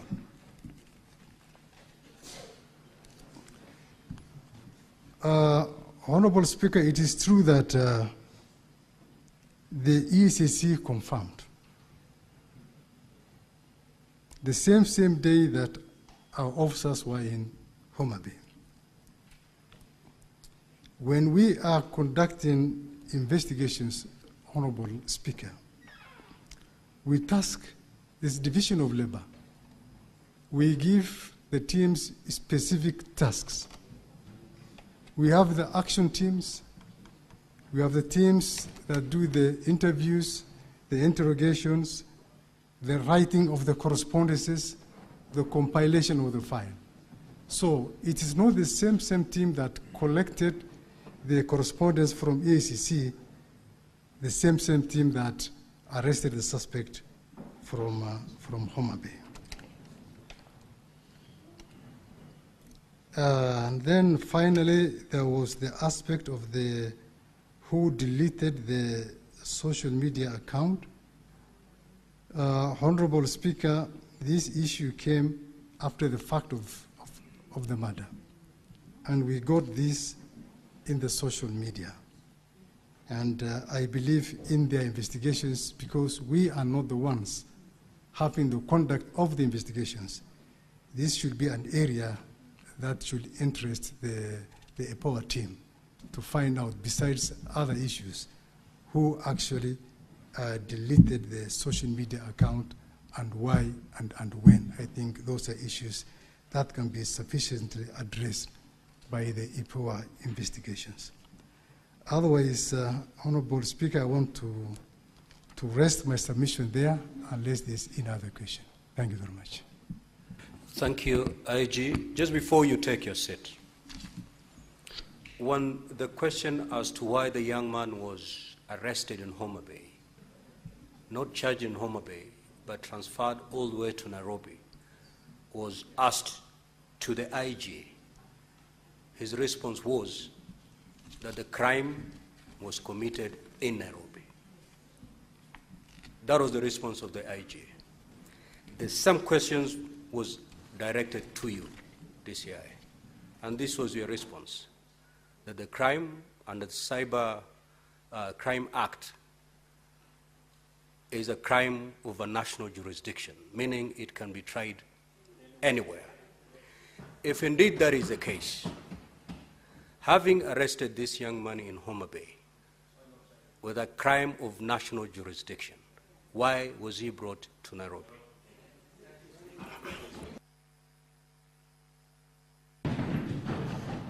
Thank you very much, Honorable Speaker.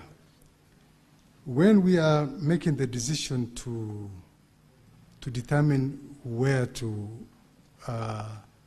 take a suspect, there are several variables that we consider. One is the logistics and the investigation convenience. If we say that we take him to a court in Homa Bay, and majority of the witnesses are in Nairobi, the forensic lab evidence is in Nairobi, the complainant is in Nairobi. So because of that, and because of the logistic reasons, that's why sometimes we find it more convenient to have the suspect charged here in Nairobi instead of wasting a lot of resources going to Homa Bay. And that is provided for in our service standing orders, Honorable Speaker. Let's hear Ipoa. You may take your seat, DCI.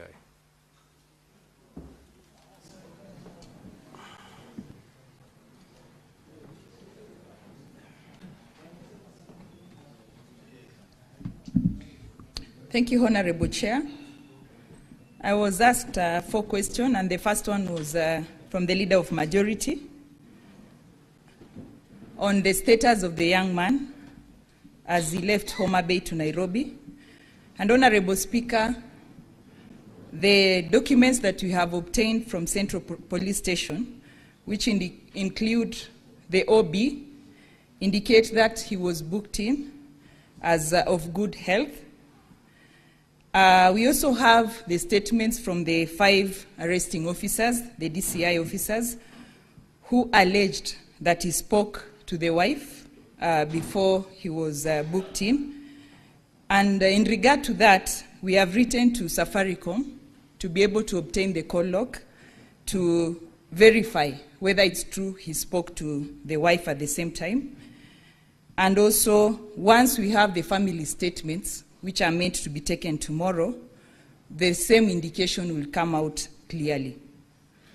The other thing that would have shown his condition clearly, Chair, is the CCTV, which in our report we have indicated was tampered with.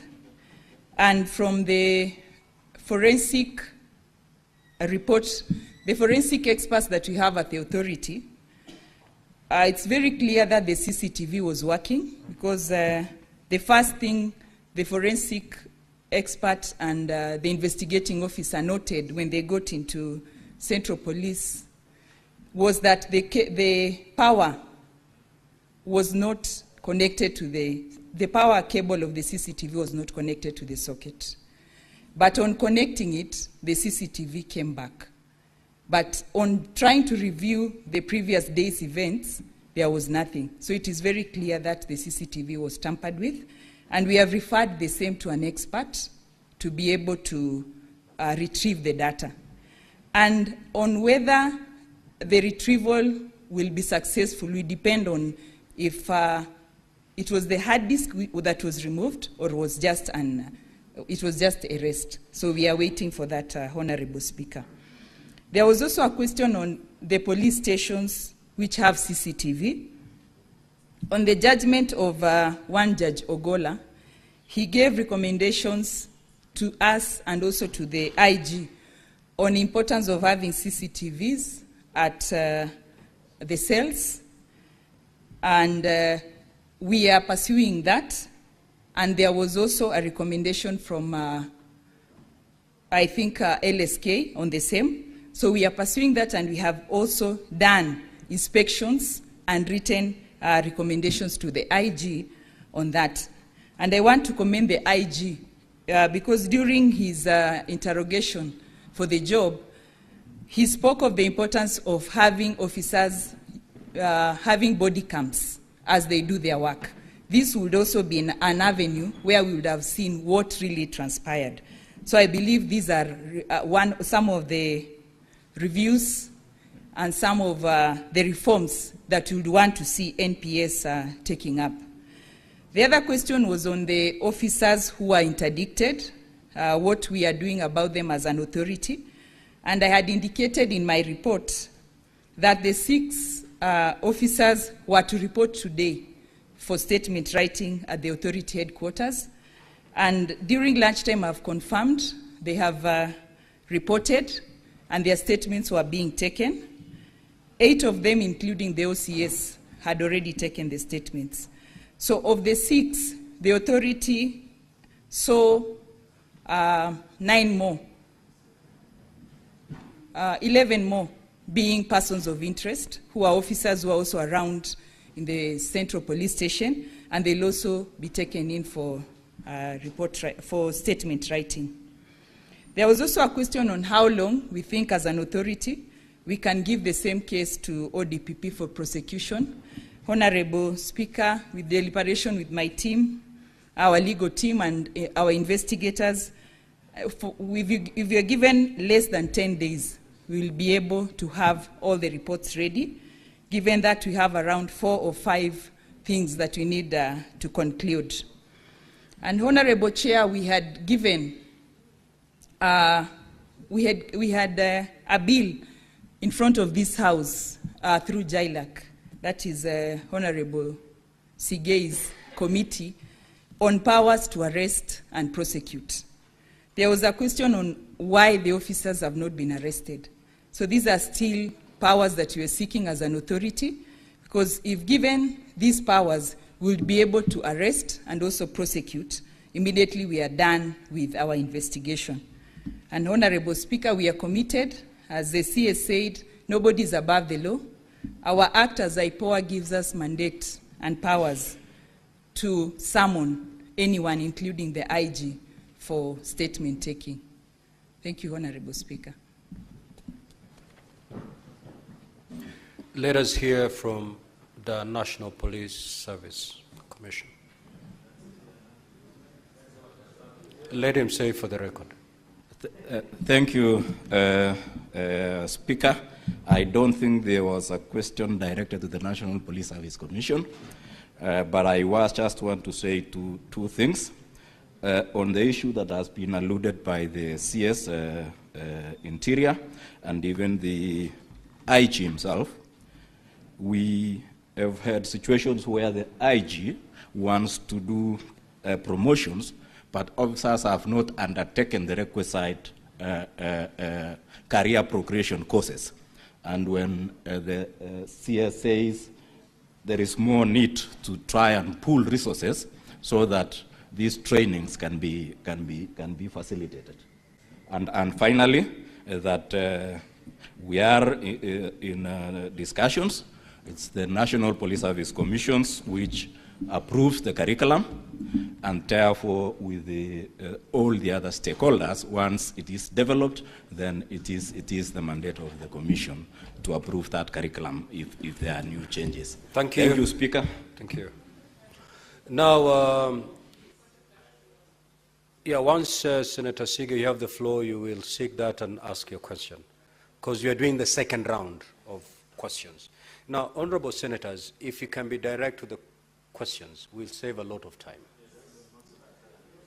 I am persuaded to put a time within which to ask your question. So within a maximum of 3 minutes. A maximum of 3 minutes. If you want to make a speech, you'll need 5. But if you need to ask clarification, 3 should be enough. Senator Ali Roba.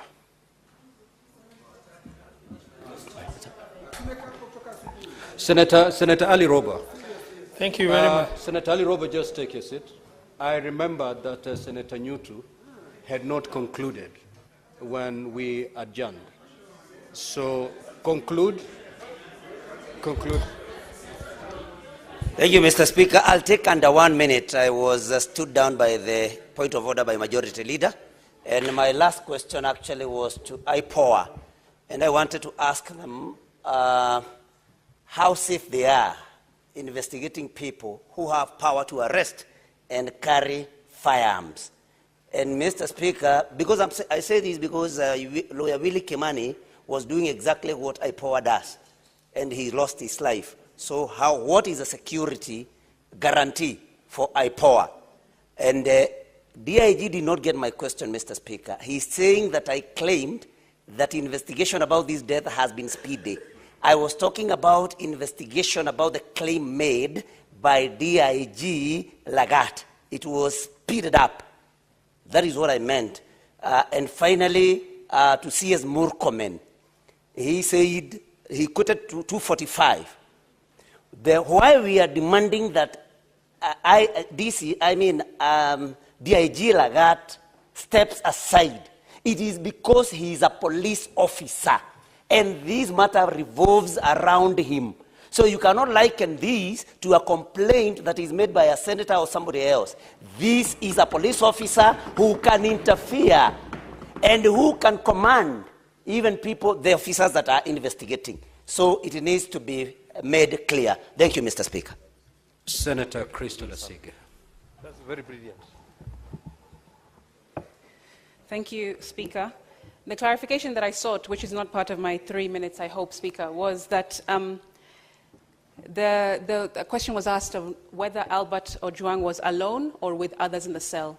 And the IG said that that would be answered by the DCI and or Ipoa, and neither of them answered that question. So that was the clarification that I was seeking. And it was further highlighted by Senator Mandago, who said that there is a detainee witness statement that Ipoa took that would probably shed light on whether he was alone or with others. That is the clarification. My first question, Speaker. Who issued, this is to DCI, who issued the orders for Albert to be driven from Homa Bay all the way to Nairobi?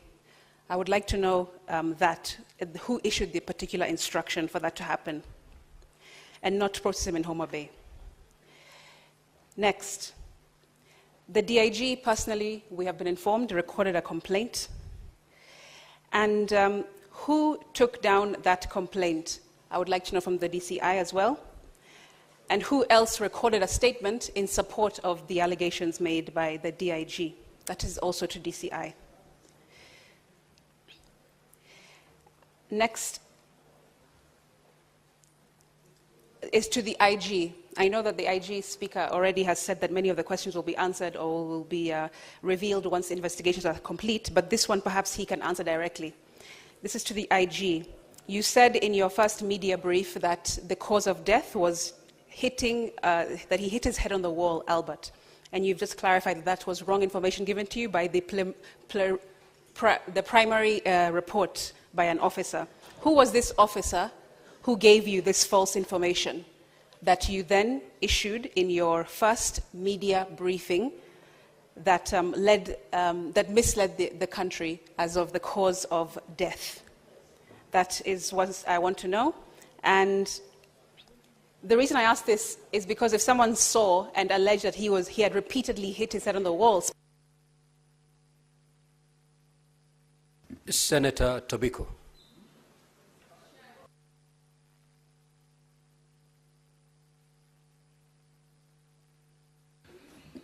Okay, Senator Asige, don't worry, I'll take care of that. Just have your seat. Senator Tobiko. Thank you, Mr. Speaker. Mr. Speaker, I'll be very brief because a number of questions that I had have already been answered in the process. Mr. Speaker,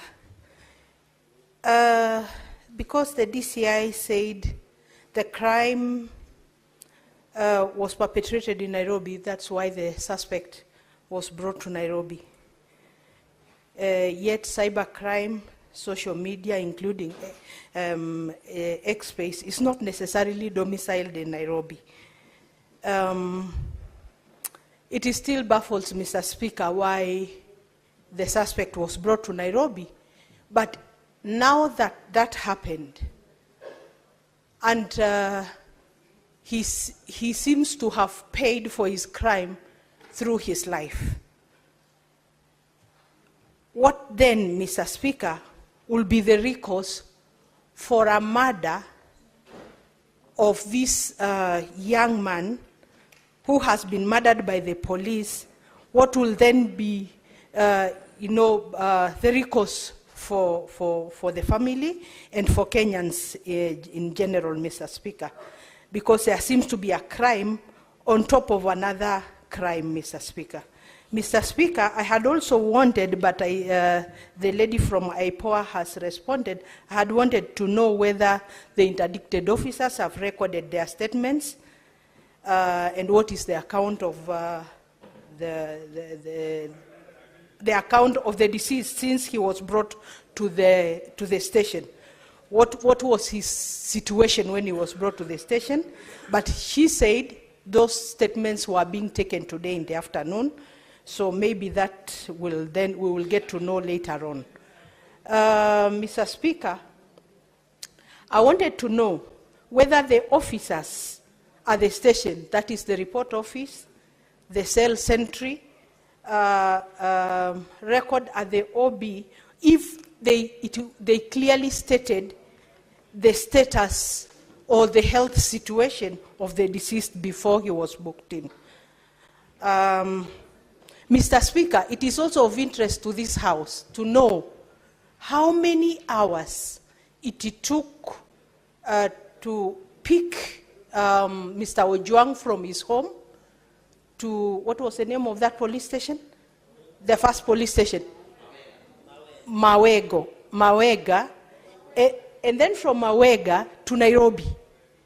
How many hours? Because that seems to have had so many hours in between, so that we know whether that is normal or whether there was a detour to some other place before he was finally booked into Nairobi. And then, Mr. Speaker, I also wanted to know the normal situation. Do police arrest to investigate, or they investigate, forward the case to ODPP, then the DPP recommends the arrests? What is the normal situation, Mr. Speaker? Senator Muma. Senator Muma.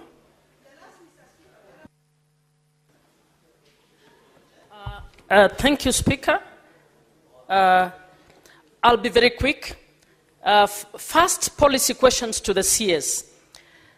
CS, whatever you might call law or policy in Kenya, it would seem it doesn't work for police excesses. But in your speech, you seem to suggest that currently we are out of the Woods on matters police excesses. I would want to ask, do you have any policy review proposals around issues of abductions and extrajudicial killings? Secondly, what is your view about commissions of inquiry and inquests as tools that would be used to investigate police excesses? Finally, for you, does the police have any curriculum on human rights approaches to service delivery? CS, that is different from human rights. Human rights approaches is about how you apply human rights in service delivery. For the IG, DCI, Ipoa, severally and together, first, the offense of publication. Why did you not, or why do you not consider inviting the person you think has offended to come to the police station for you to ask them questions? Why do you need to deploy a whole vehicle, and you're complaining about resources, all the way to arrest one person? Secondly, IG, it will be good for you to confirm that what your communication director issued, I don't think it's reached even 2 minutes, please. What your communication director issued is actually, I want you to confirm again that it was a false statement that he issued. Thirdly, does Ipoa have an independent forensic lab where you're going to carry your... Senator Kanja. Asanti, Bwana Speaker. Swali langu ni kwa DIG Kanja. Ninauliza ya kwamba kwa sababu walipomfikisha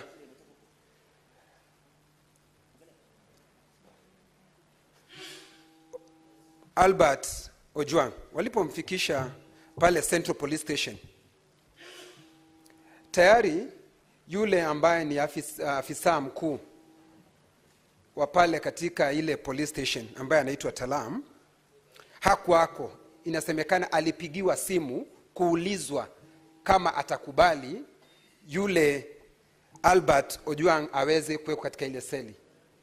Ni utaratibu wa katika polisi zetu, yeye afisa ambaye anasimamia station awe akiulizwa kama mtu yoyote ambaye analetwa katika police station awekwe ndani au la. Hilo ndi swali langu la kwanza. Swali la pili, ya kwamba hawa maafisa ambao walikuwa pale ikiwemo Talam tayari wamesimamishwa kazi. Na Talam hakuwa katika, yeye makosa yake ni kuwa yeye ndiye afisa mkuu katika ile police station ya Central. Tutafika mwisho wapi kuwasimamisha watu kazi, kwa sababu kulingana na mwendo huo afisa mkuu wa polisi wa Nairobi, kwa sababu ako na mamlaka, anapaswa kusimamishwa kazi. Siye huyo peke yake, afisa mkuu wa polisi katika Jamhuri ya Kenya anapaswa kusimamishwa kazi. Kabla tufike hapo,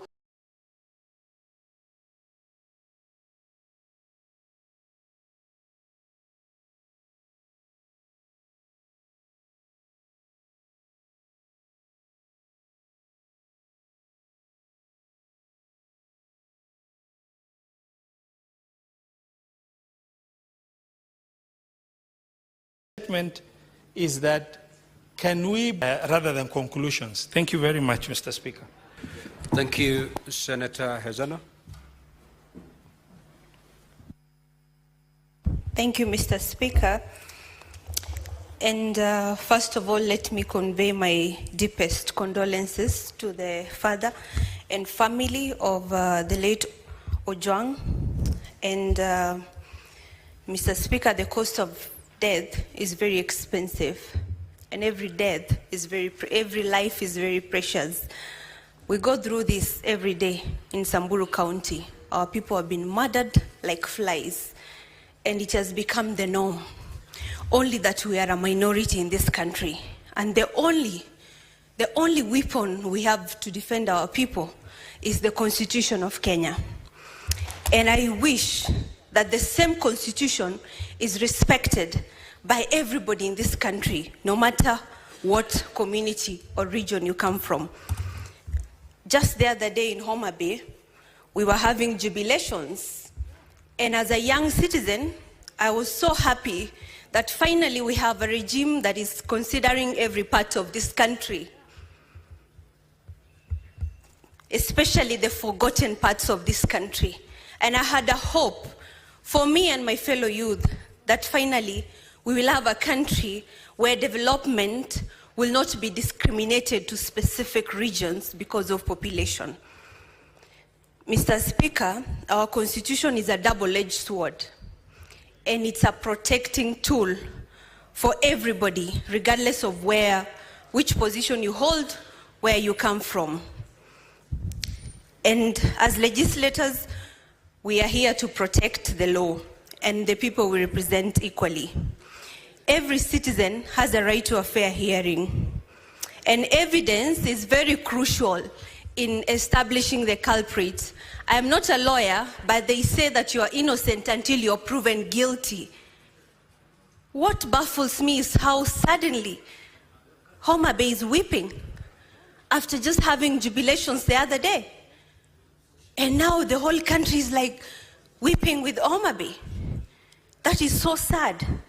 Mr. Speaker, I have had the Ipoa, and my question is directed to them, saying that the CCTVs were tampered with. I would like to ask, if the CCTV can be tampered within an institution that is supposed to protect us and ensure security in this country, then which place is safe in this country? Because I can assure you Samburu was not until a few months ago. In the case of tampering of the CCTV and evidence, what usually does Ipoa do to make sure that there is a fair hearing to both parties? And while at it, I beg everybody to reason with sobriety and stop blame games, because that's why we are legislating. Senator Mofire. Honorable Speaker, I wish to send my deepest condolences on my behalf and the behalf of Naraka County.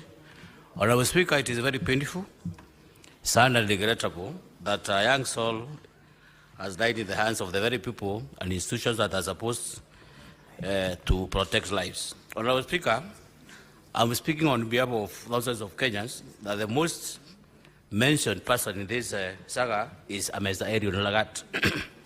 I seen a police officer, actually the second most powerful policeman in this country. The general mood in the country, Honorable Speaker, is that Mr.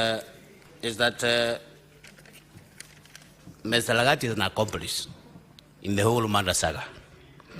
So I'm seeking to get answers from the Ipoa and the Commissioner of Police and the DCI.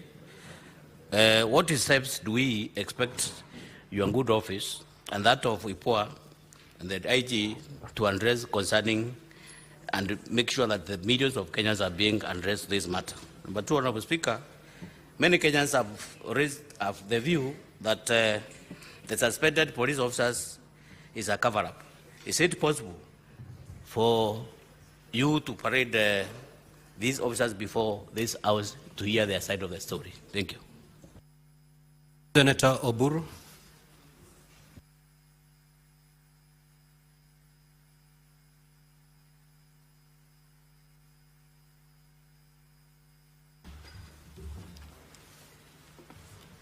Thank you, Mr. Speaker, sir.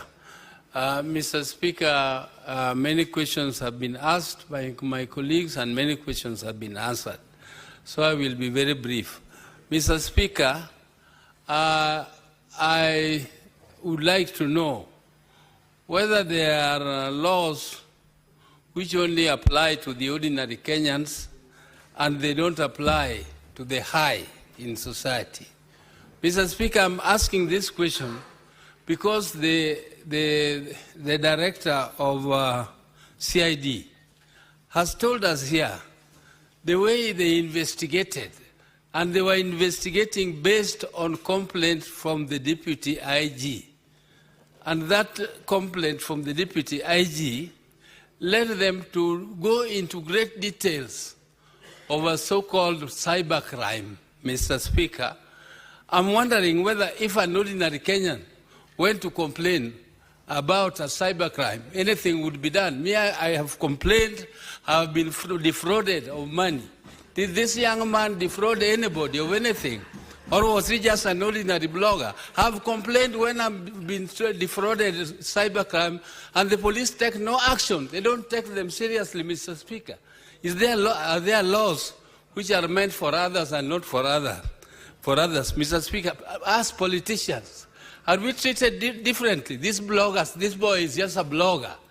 He was defaming somebody. For us, we are defamed every day, Mr. Speaker.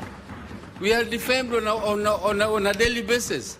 And there is not treated as a crime. And if somebody thinks making me famous, it is making me more famous by raising those issues. So I don't mind, Mr. Speaker. But when does he want to tell us that the whole process of going to Homa Bay, doing the so-called thorough investigations, that the complainant himself, who is the second in command of police, was completely innocent? He was just standing by and watching. He didn't know what was happening.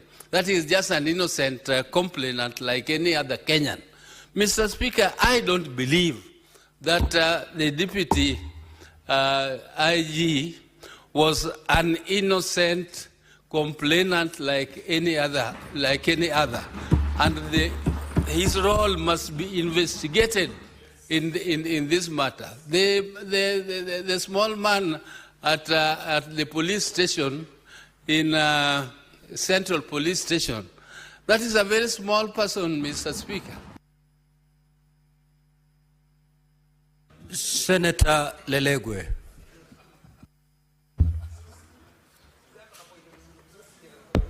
Thank you, Mr. Speaker. Mr. Speaker,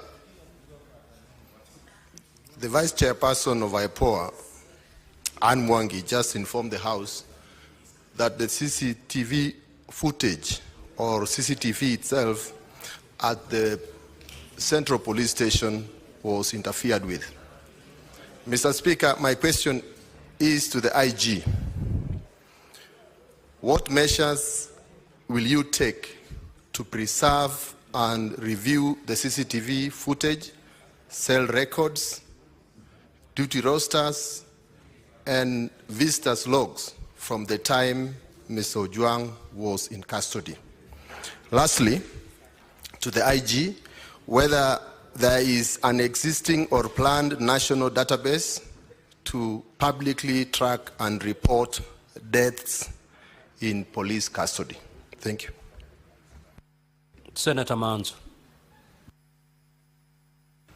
Thank you, Mr. Speaker. Mr. Speaker, I would like, just on the same note, the digital logs entered during the last 5 days of the CCTV at Central Police Station, names of officers with digital credentials, rights of those that can delete, the CCTV footage, because it cannot be done by anyone.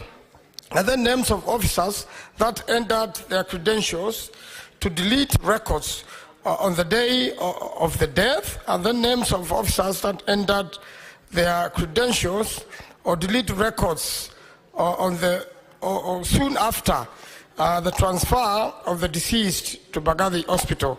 Mr. Speaker, that information should be available from that platform. And how sure are they that it wasn't under threats? Honorable Senators, may the Senator from Murkomen be heard. Thank you, Mr. Speaker. You know what happened about the communication to spouse? Was it not under duress, Mr. Speaker? And Mr. Speaker, on that particular issue, how sure is Ipoa or any investigator that Albert did not arrive at Central Police Station already injured, and then he's booked in, and then he worsens and passes away, and without investigating the DCI officers, you go on to condemn the police officers, yet this person may have come there already injured? Was it established that by any medical person before he's booked in his status, or was it just by looking, with the eyes? And then finally to the Honorable Murkomen, are you aware that there's no policy in your ministry which has gone through this parliament so that it becomes a policy? Because without bringing your policies to parliament, they are null and void. And very finally on you, are you aware the so-called police standing orders? They fall under regulations and they are expired, and you have not bothered as a lawyer to bring them here so that we may renew them. I thank you, Mr. Speaker. Senator Seki.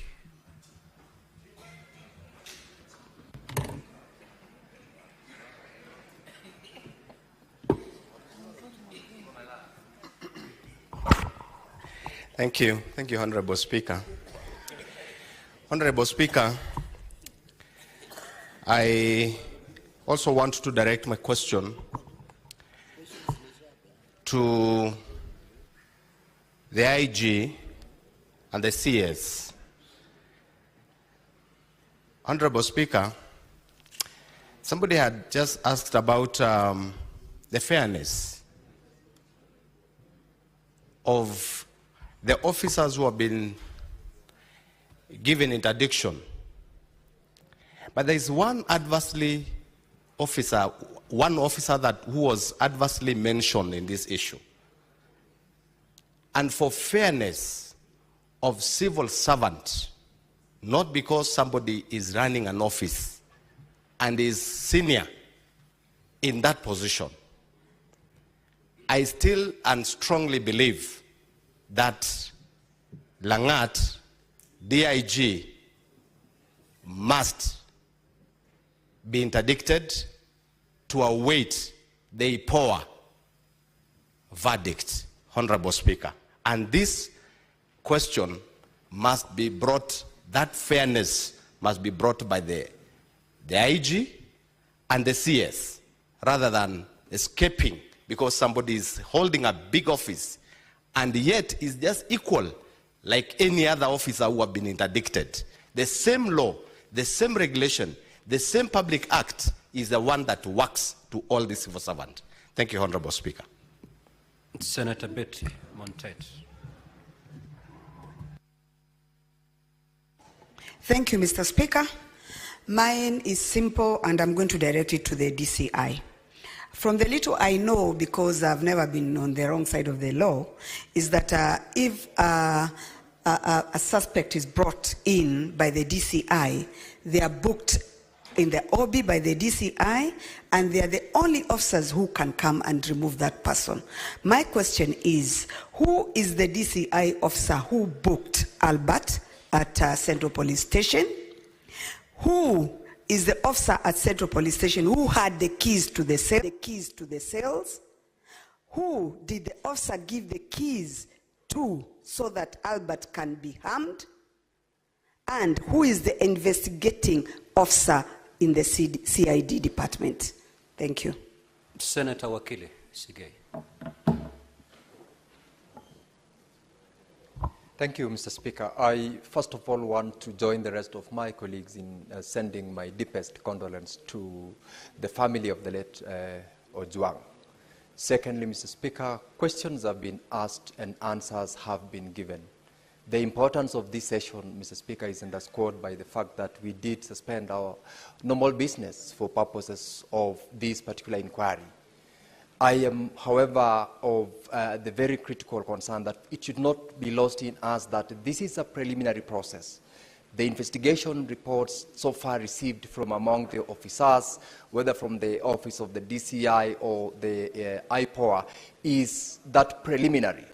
It's true that we have got various parties. We have got those who are being investigated, we've got those who are being suspected, and we still expect so much to come, to the extent that I would hope, even as we make the questions and statements we are making, we are not doing that for the sake of doing it, because this calls for much more than just the questions we are asking the IG or IPOA to give us responses to.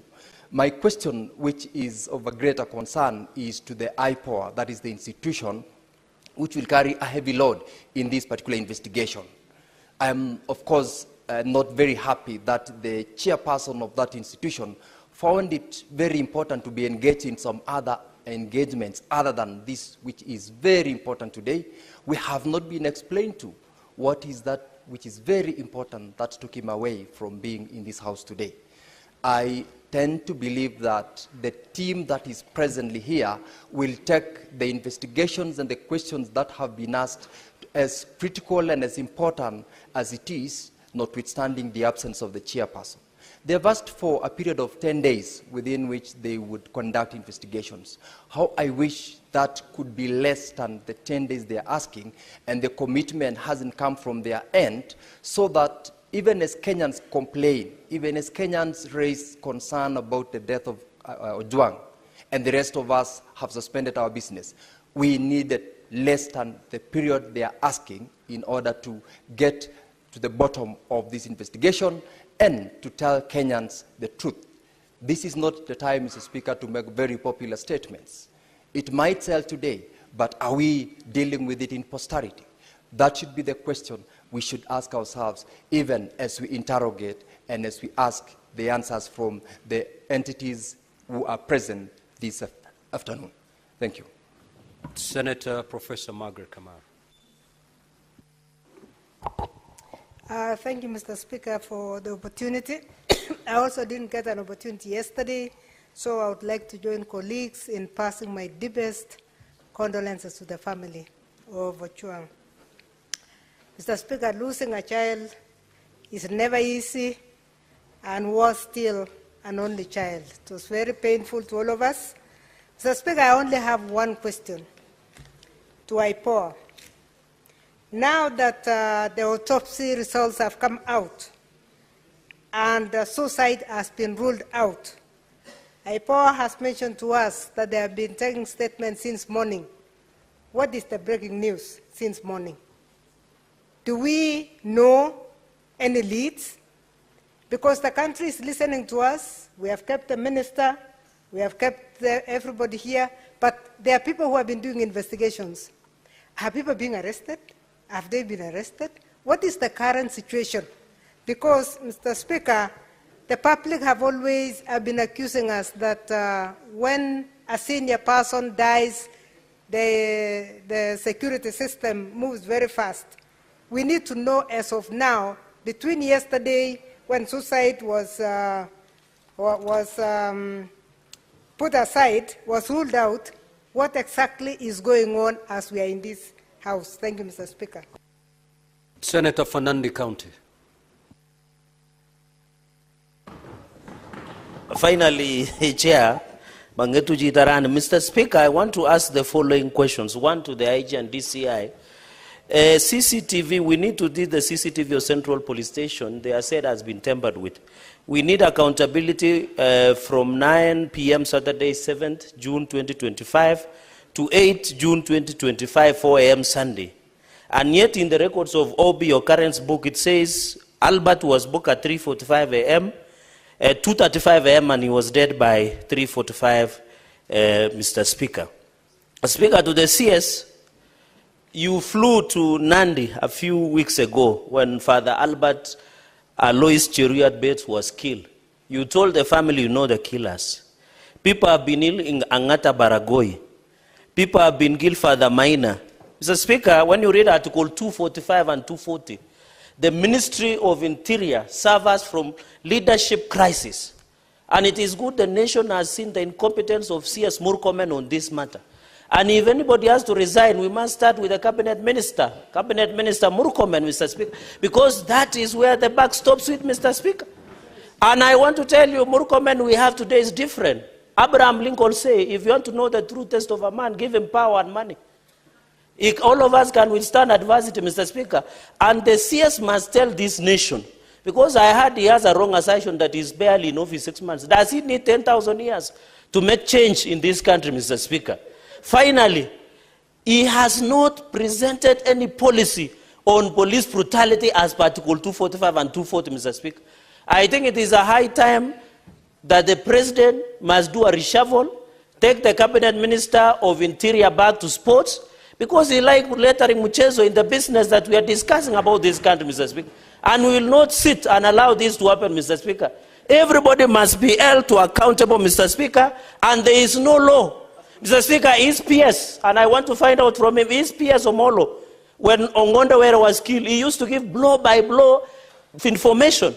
What is happening to Albert Ojwang? What is happening to Father Alois Cheruiyot Bett? What is happening to Angata Baragoi who was killed, Mr. Speaker? He must be held accountable. If he doesn't want to be held accountable, let him take a walk, Mr. Speaker. So my questions are to the CS and the question to IG and DCI, Mr. Speaker, so that we, and being a guest of most of these cells, I have slept in them, Mr. Speaker. And I don't fear to sleep in it in future. Because I know how to maneuver myself. The only danger is I might be killed. But what I want to find out from these police cells that we're having, is it have CCTV cameras in most of these, Mr. Speaker? Are they introducing CCTV cameras to all police cells across the country? Or is there a slow modus operandi that shows that you can be arrested in Nandi, the way I was driven for 4 hours, and that day I never got even a soda. Senator Hamida.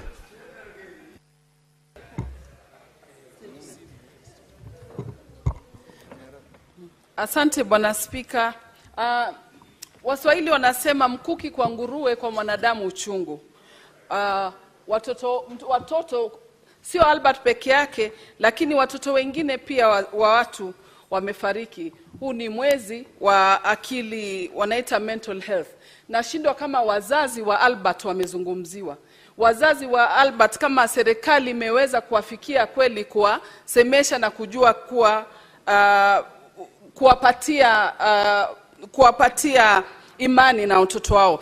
Ya kwanza ni kuuliza kwa Ipoa, mumeweza kuchukua statement kutoka kwa IG Langat? Yeye ameshaandikisha statement, na mpaka sasa mbona hatujapata kitu chochote kile kimeshikanisha na mtu yoyote? Na Mheshimiwa Were kweli alifariki, lakini na siku mbili tulipata wanaitwa nani, washukiwa wakuu, lakini leo mpaka saizi ya Albert bado hajapatikana. Nashindwa. Na ya pili ni kuwa Albert alipewa nafasi ya kukutana na wakili wake, hata kuzungumziwa, manake yeye alikuwa na nafasi ya kupewa nafasi na wakili, Amin, awe na wakili wake. Alipewa nafasi ya kukutana na mtu yoyote. Albert ameshikwa siku moja, na hiyo siku kila kitu kikaendelea. Akafa, akagongwa hiyo siku, na akafa hiyo siku. Na imethibitishwa kuwa kutoka kwa Ipoa kuwa Albert hakujinyonga, Albert hakujiua, Albert aliuliwa. Hii damu ya Albert na hii machozi ya wazazi wa Albert itadhulumu kila mtu yule alipatikana na hiyo mambo. Na leo tusifiche, leo tuweke mambo paruwanja kwa mtoto yule amefariki. Leo ni Albert wa mtu mwingine na kesho ni wenyu. Kwa hivyo tunaomba haya mambo yawe wazi. Kwa hivyo tunataka kujua statement ya IG Langat imeandikwa ama haijaandikwa, na kwa nini imechukua nafasi hii na time hii yote mpaka sasa hatujapewa kitu chochote, yani wazi kuwa ameshikwa ama ameambiwa chochote. Tunaomba kingine tena ni kuwa wazazi wa Albert wafikiwe kwa leo, wazungumziwe na waambiwe kinaga ubaga ni nini. Babake Albert analia, anasema huyo mtoto ni mkono mmoja tu, ni jicho moja tu. Kwa hivyo leo mtamcompensate nini wazazi wa Albert? Langu ni hilo tu. Senator Mundigi. Asante Bwana Spika. Swali langu naomba kujibiwa. Wakati Albert aliletwe kutoka kwa ile county na kuletwa Nairobi kwa station, na tunajua kila station iko na askari, na kila dakika kidogo kama lisali moja kuna kuja watu wengine wanakuwa pale, kwa hiyo station haivungangwi. Wale askari walikuwa wanalinda hiyo station walikuwa wapi? Ya pili, katika Kenya ING, wakati ulikuja hapa tulikupitisha na tukajua utarainisha upande wa ulinzi. kila sub-county ulikuta watu wa guidance and counseling wangapi? Kwa sababu tunajua askari wengine wako na pressure, ni kama ni watu kama sisi, wengine ni watu wa kunywa pombe, na wale watu wanaenda kushika kule masinani ni watu ambaye warochavu. Tunataka kujua ulikuta watu wa guidance and counseling wangapi, na pia umeongezea wangapi? Ya mwisho, katika Kenya tuko na ING moja na deputy ING. Kwa sababu najua Speaker aulisangu swali. Hiyo swali nataka Seneti nijibu. Wakati watu walikuwa na kuitwa hapa wakuja hapa, ule mwenyewe deputy ING aliwaswa wapi ndio atuelezee ni nini ilikuwa inaendelea, kwa sababu yende ikawa sio ING avai kujibu ile maswali kwa hapa yote. Senator Richard Onyonka. Thank you, Mr. Speaker. I just want to say, number one, this is a sad event. The young man was not transported from Homa Bay on any other day. The family said he was picked on the 6th, and on the 7th, he died. There's a letter that I want the IG to look at that you give as a press conference where you said that the gentleman was actually picked and he did not go to Central Police directly. He was kept at the DCI offices. The letter exists, you can refer to it. The DCI denied that the gentleman was not taken to their offices. My honest observation is this: our country has got issues. Right now we can try and sanitize where we are. These events they are sequential. If many of you in this house can remember, there was a lady called Njeri, a blogger. She was picked up. If people had not made noise about her, she would most probably be dead. Gentlemen who did the BBC documentary were arrested. Up to now, we don't know whether their case is in court or not. Then this young man dies. And of course, many of you have talked about Ongondo Were's case, which is now a good case of the government getting involved. We have lost so many Gen Z. You remember the dam where these kids were being dumped? Yeah, I hear many people talk about Yala. Forget about that. Let's bring an inquest, an inquiry to this house to investigate whether it is from Yala all the way up to every single person who was killed. These children have never been compensated. These children have never been talked to. Their families are treated like rubbish, and we are very comfortable. I know after this thing is held here today, everybody's going to go home, and it's going to be business as usual. I wish you all the best. Thank you, Mr. Speaker. Senator Morango.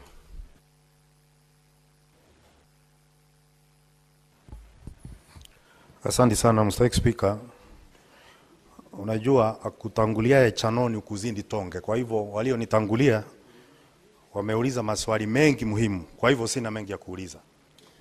Mr. Speaker, swali langu litaenda kwa Ipoa. Niwaulize katika uchunguzi wao mahali wamefikisha hadi sasa, mshukiwa Albert Ojwang mmepata kama alikuwa peke yake katika ile seli aliwekwa ama walikuwa na wenzake?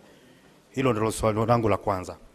Na la pili ni kwamba katika kanuni za kushughulikia wafungwa ambayo tumepewa leo na IG, linasema kwamba mshukiwa anafaa kuwa na uhakiki wa kiafya kwamba ako katika afya nzuri kabla hajawekwa katika seli.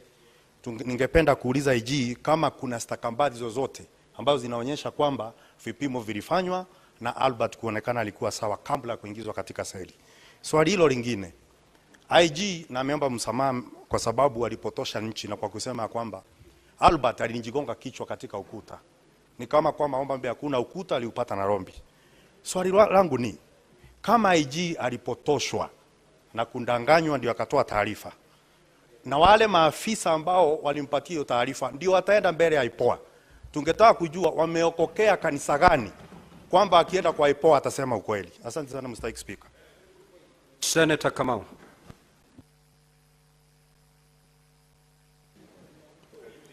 Yeah.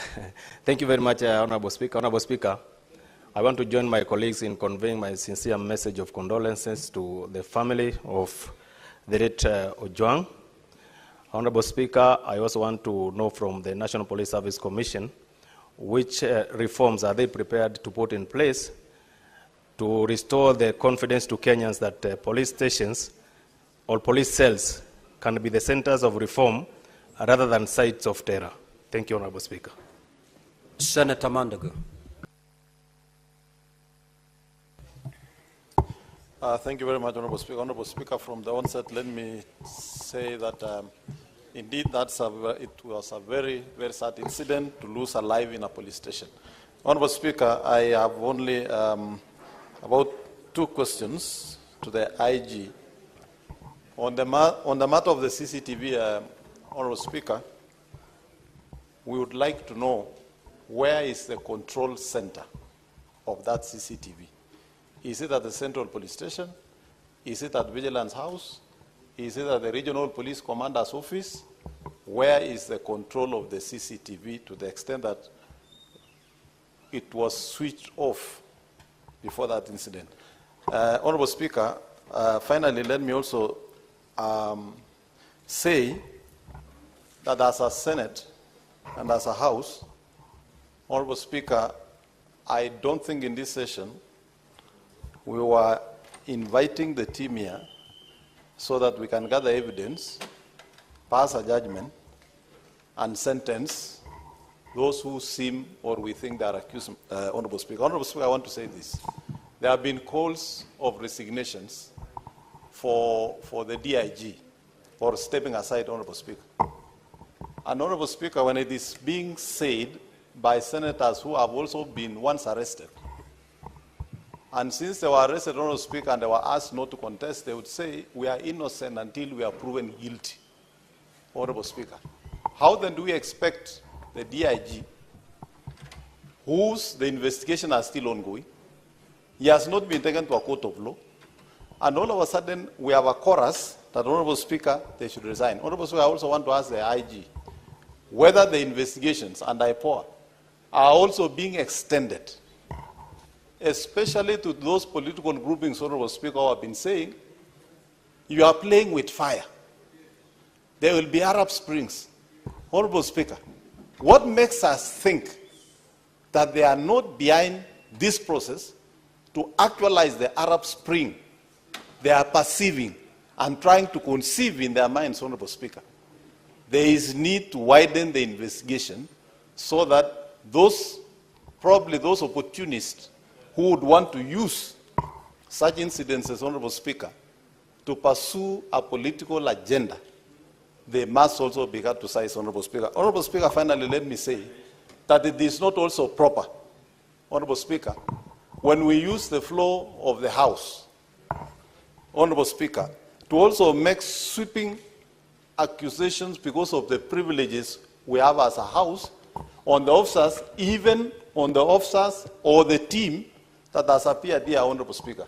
Honorable Speaker, Senator Chute.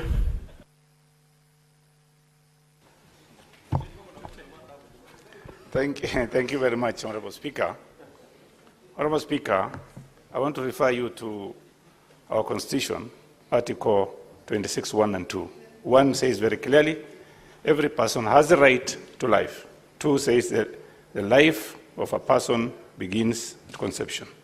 Article 29, every person has the right to freedom and security of the person, which includes the right not to be, on D, subject to torture in any manner, whether physical or psychological. Honorable Speaker, last week we lost 4 people in Loyangalani. 2 of them are between 19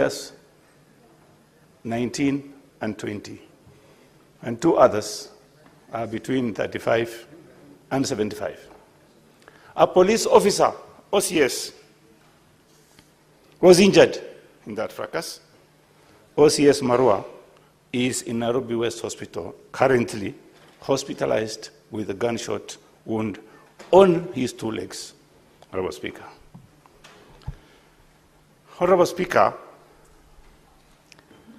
I really condole the friends and family of Albert Ojwang. Honorable Speaker, I have a very good question. This is a very simple question. Safaricom, how are they involved in this matter of identifying people? When you are even in a toilet, a police officer will get to you. Can we ask Safaricom to come before this house and tell us what is going on? Number two, this is a question to DCI. There is of course, long before apprehending suspect, they normally have a request for that person to appear before a police officer. Why do you go all the way to Homa Bay to arrest an individual for just a minor case?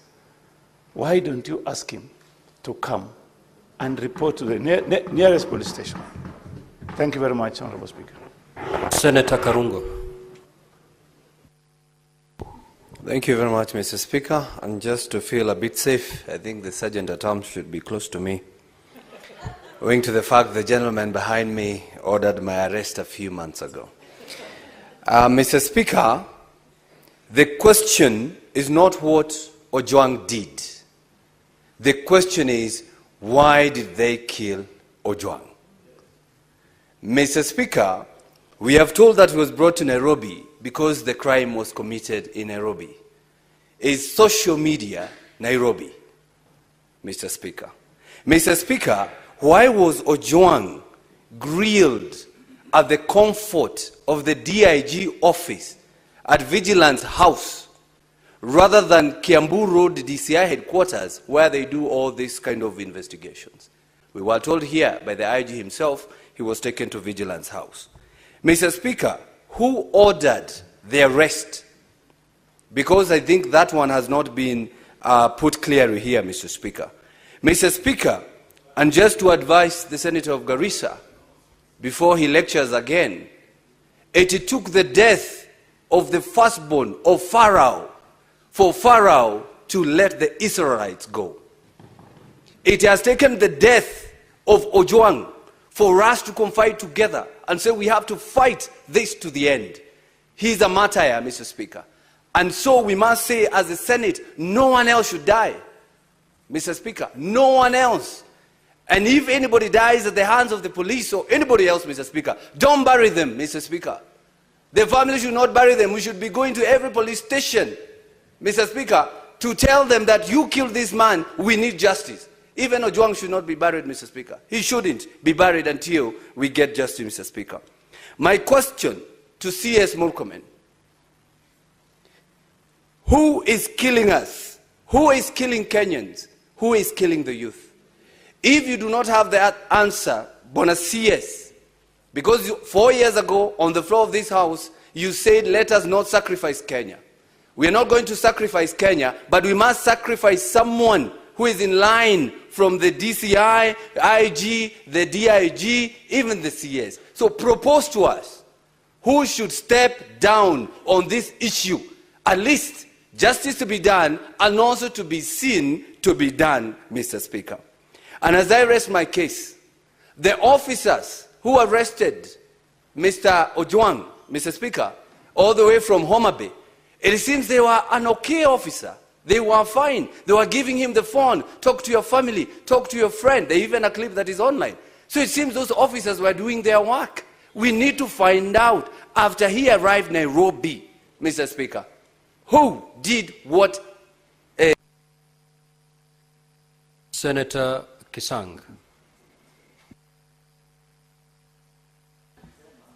Thank you, Honorable Speaker. Honorable Speaker, I want to associate myself fully with the statements done by Senator for Garissa. Honorable Speaker, those of us from North Drift, we have suffered for so long, and I wish the media could have helped us and highlighted the way we are doing this, Honorable Speaker.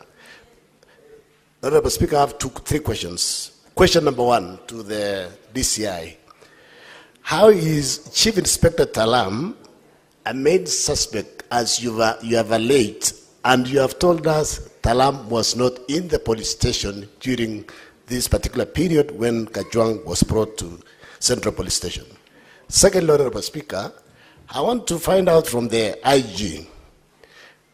I don't know if there is harmony in the senior rank of National Police Service from the IG all the way, because I'm suspecting they could have used this opportunity that was a complaint raised by DIG Langat to settle some scores, because we know in the next 1 or 2 years there's going to be succession in the National Police Service. Third, Honorable Speaker, is to CS Murkomen. You have heard from my colleagues here that cybercrime is not really a very serious crime. There is an opportunity for you to have a policy where those who are suspected to have done cybercrime to be invited to go to police stations instead of being looked for. Because I expected the DCI to have used the same resources they did and went to Homa Bay to look for those who killed Father Lois. Thank you, Honorable Speaker. Senator Essie Okenyuri.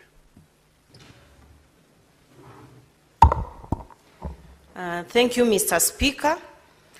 First, I wish to say that the issue of Ojwang is a very emotive issue because, Mr. Speaker, we have spoken about every other thing, but no one is speaking about the young lady wife who's been left behind, the young child. Cabinet Secretary CS Murkomen, I would wish that out of empathy we commit to assisting the young lady and child who's been left behind.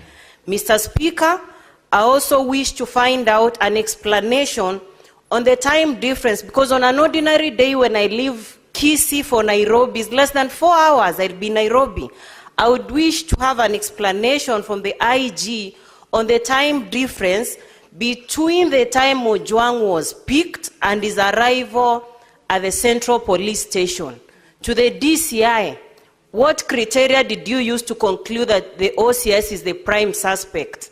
Because even for the members of the public who viewed the body at the city mortuary, the body does not actually appear fresh, meaning there was quite some time. It's either allegedly the officers at the Central Police were under duress to admit a half-dead person, because the time duration by arrival at Central Police and the time Ojwang was taken to Mbagathi, it was less than 1 hour Ojwang was declared dead, Mr. Speaker.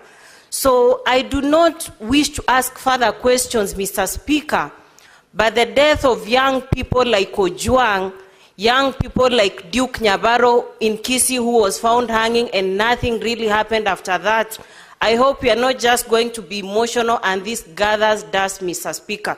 We need to find why Ojwang, a young man from a peasant family, had to undergo this when they come to the city to try and make a living for themselves, Mr. Speaker. May his soul rest in eternal peace, and so sorry for the family and the people of Homa Bay. Thank you. Senator Mariam. Thank you, Mr. Speaker.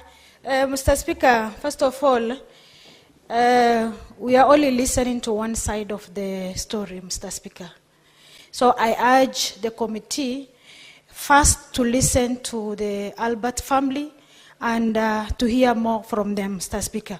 Mr. Speaker, my question is about cybercrime. Mr. Speaker, cybercrime in Kenya is increasing. So how the DCI, why is it so important for this one to be so crucial up to someone, a young man, lost his life, Mr. Speaker? Does it mean the person who is issued by Albert is holding a big office? That's why he lost his life, Mr. Speaker. Secondly, Mr. Speaker, Ipoa listed 5 members of DCI who arrested Albert from Homa Bay, Mr. Speaker. But when it comes to the first prime suspect, why is it not them? Because When the Albert was admitted to central police stations, the OCPD refused to admit because of his health sector, because they said, we cannot admit him until maybe you have to take him to the hospital, Mr. Speaker. Then does it mean that 5 members of police of CIDs for DCI must be the first suspect to be interdicted, Mr. Speaker?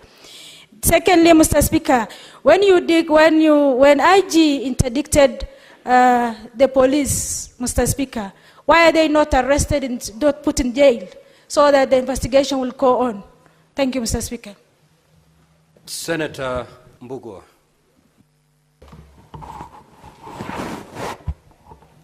Thank you, Mr. Speaker. Very quick clarification. First, from the IG, I would want to know the name of the officer and the designation of the officer who found the late Albert Ojwang in the state he was in the cell for him to be taken to the hospital. And secondly, still to the IG, I would want to tell this House the cell number and the holding capacity of the cell the late Albert Ojwang was in. And finally, I would want you to assure this House and the country at large that junior officers who be involved in who be called to be as witnesses in this matter will not be discriminated and they will be safe. Thank you, Speaker. Senator Karen Nyamu. Thank you, Mr. Speaker. I know the IG of Police has apologized today for the initial statement, but that initial statement, Mr. Speaker, is tantamount to a cover-up. And we are curious to know on whose behalf was he doing that cover-up.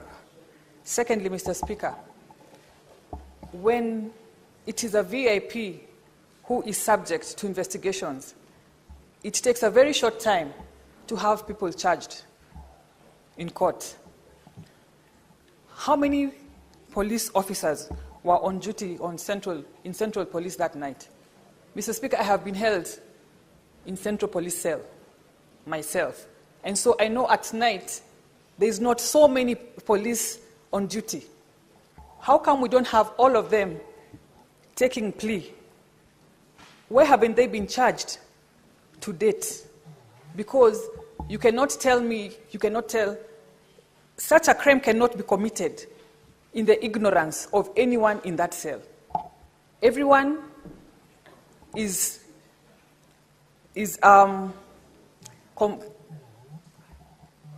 what do you call it? Everyone is involved one way or another. Another thing, this complacency by the police is giving this government a very bad name. We have a tag on this government as a blood-based government. How many people have been charged with the death of the multiple Gen Zs who have died under this administration? It is not the work of the government to charge, it is the work of the police. Are you also involved in sabotaging our government? We want to know. Thank you, Mr. Speaker. Senator Asige, I'll give you your minute that you lost when you're doing your asking question. Thank you, Speaker, for acknowledging that I had lost a minute. The clerk's table, for some reason, has given every other senator 3 minutes, as you had instructed, but myself, when I stood, I only got 2 minutes, and that is on record. And I'm thankful for the extra minute. Speaker, what I was trying to say as I was concluding is that the IG spoke about a primary report having been the reason why he said the cause of death was suicide by Albert Ojwang. And I wanted to understand who was the person who gave him that primary report, because that might at least shed some light on whether that person, that officer who gave him the false report, is involved in the cover-up and obstructing of justice. And secondly, I wanted to know if this particular investigation is hinged upon one tweet, one post by the complainant. Where is this post? Because none of us have seen it. Can the DCI table that post so that we can analyze its veracity and its authenticity and make sure that it's not AI generated or tampered with in any other way? Thank you. Now, honorable senators, I will now allow the witnesses led by the seers to respond to the many questions that you've raised. However, before I allow the seers to take to the stand, Senator Karungo Wathangwa, while asking a question, indicated that the IG had said that the young man was interrogated at Vigilant House. I have asked the clerk at the table to confirm from the Hansard whether that is true, and he has indicated to me that that is not true. You may now proceed, CS. Thank you very much, Mr. Speaker. Mr. Speaker, let me start by thanking my colleagues, the senators, for really raising very weighty issues that I have, as I already said, some we have been able to note, some we will get it from the Hansard, and those which are concerning policy issues, Mr. Speaker, will do the proper follow-up. I also would like to say on the floor of this House that considering the number of cases that Ipoa is being requested to investigate, Mr. Speaker, from a policy perspective, it's important as a country that we give Ipoa more support in terms of resources and ability to hire more investigators so that these cases are heard and resolved expeditiously, because people are asking this question, Mr. Speaker, how come the one for Honorable Were was handled within a week or so on a shorter time, and how come this one is not moving at the same speed? Mr. Speaker, it must be understood that this is Ipoa investigating police. On the other incident, it was the police themselves investigating a crime, and therefore the capacity, whereas there are not enough resources on the DCI side, we believe that DCI has a greater capacity than the Ipoa itself. Therefore, Ipoa requires some level of support so that this can move expeditiously. The question Kenyans are asking is that, are we treating this case different from those that are affecting persons who are prominent, like a member of parliament and so? And I was saying, Mr. Speaker, it must be seen from the context that for the questions of investigation in Barakoi, for example, Angata Barakoi, Mr. Speaker, for example, and the case of this one for Albert, all of them are by Ipoa, which has a smaller establishment than the DCI, and therefore the process gets slower. If it was the efficiency and the capacity that the DCI has, it would have moved a little bit faster. Mr. Speaker, very few questions have been raised, but in depth, Senator Muma has asked policy review. I already gave my undertaking already in the House earlier that when I came to office, I have instructed the team in my office to look not just at the law, but also the judicial decisions, including Justice Ogola's decision, Mr. Speaker, to see how we can mainstream them and improve the service standing orders or work on different regulations or establish a new legislation that can be able to fill the gaps. This is not an exercise that is confined only to the ministry, but also we can work together with the relevant committee of this House. Mr. Speaker, on the Commission of Inquiry and Inquest, I think those are very genuine legal, constitutional parameters that can be used, or instruments actually, that can be used to get to the truth. Where there is doubt that the truth can be found, these mechanisms can be utilized. However, Mr. Speaker, in the situation that we are, I think it's too early, considering that it was only 2 days ago, to pass judgment that Ipoa is unable to do these investigations. But should the investigations not bear any fruit, Mr. Speaker, those are instruments that can be considered by this House as ways of investigation. Mr. Speaker, on the curriculum, we have the curriculum. We have the curriculum, and as Senator Muma, having myself trained before on rights-based approach to development, I know what you mean by saying, talking about human rights approach to service delivery. The instruments are there, but the ability to disseminate it, to catch up with the older population that are already been trained, and also the ability for the National Police Service to have continuous training is constrained by resources and facilities. In fact, we might have this discussion another time. You know that all over the country, wherever you go, and for those who have been with me in the Jukwaa la Usalama, you realize that the National Police Service has many issues that needs to be dealt with. A police station, even for a police station to have a CCTV, is just by luck, because some of them don't have OB, some of them don't have furniture, they don't even have a computer. We have shortage of vehicles. We have all many other challenges that this administration realized. That is why there was a police reform committee that was put in place to see how best are we going to enhance. And that's why we're doing procurement now for vehicles. We're trying to do digitalization and digitization, so that if you had the DCI properly, it told you that part of the occurrence book is reported digitally. And that's evidence that cannot easily be erased, not like a book or a paper within the police station. So there's a lot of work that we want to do on digitization and digitalization of the police service. But the challenge we still have is to work on the resource constraint that we have. So police officers are asking for basics: a police station with a cell, a police station with a vehicle. At the moment, OCS is sharing a vehicle with OCPD and so forth. And all this we are working on as a ministry, and this is an area that I put a greater emphasis to see that the police officers are resourced to do their work. Again, on the issue of Senator Beatrice Ogola, I am very clear, Senator Beatrice, I am very clear in my mind. I saw the father of the late Albert Ojwang, and like any other parent, I felt the pain of that parent.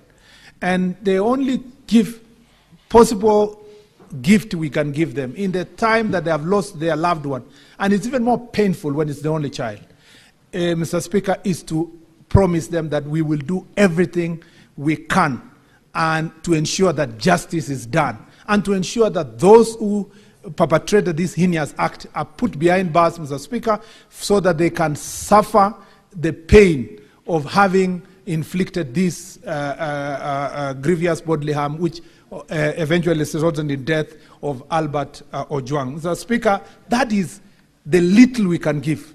Of course, Mr. Speaker, as I said earlier, we are obligated as leaders and also citizens, and also within this leadership of this ministry, to support their family, like Senator Veronica Maynard asked earlier, so that we, in a small way, we can be able to facilitate and help them to find ways of comforting themselves. But I tell you, Mr. Speaker, there is nothing actually that can compensate the loss of a child. And therefore, Mr. Speaker, I stand with them, and I will do everything as a cabinet secretary to ensure that those who committed this act are brought to justice. Mr. Speaker, she has also asked what's the motive. I think the motive is a subject of investigation.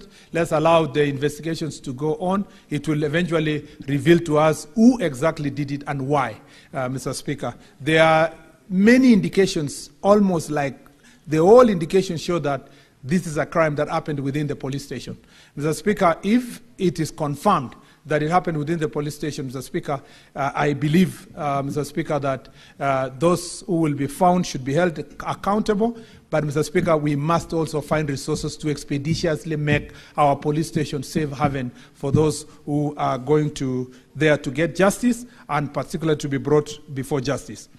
Mr. Speaker, on Senator Manzo, is raised a very valid question. There are a host of regulations that whose period was terminated was past 10 years, and we had an omnibus extension that happened. But now there has to be, as I told you, there is a review process for the service standing orders. When eventually the review is done, it will be brought to this House and the National Assembly for purpose of approval. And I agree with you. It is not true that a policy must come here for it to be effective. That's not true. But for a policy to be a sessional paper, it must come to this House and therefore approved by Parliament. But if we want to have a policy for the sake of a policy, it can be adopted by the Cabinet after public participation processes, and it can still work as a national policy. Mr. Speaker, I want to confirm to Senator Seki and all others who are talking about whether or not I know whether the DIG should be held accountable or not, that I do not hold a brief to defend or in any way to accuse him.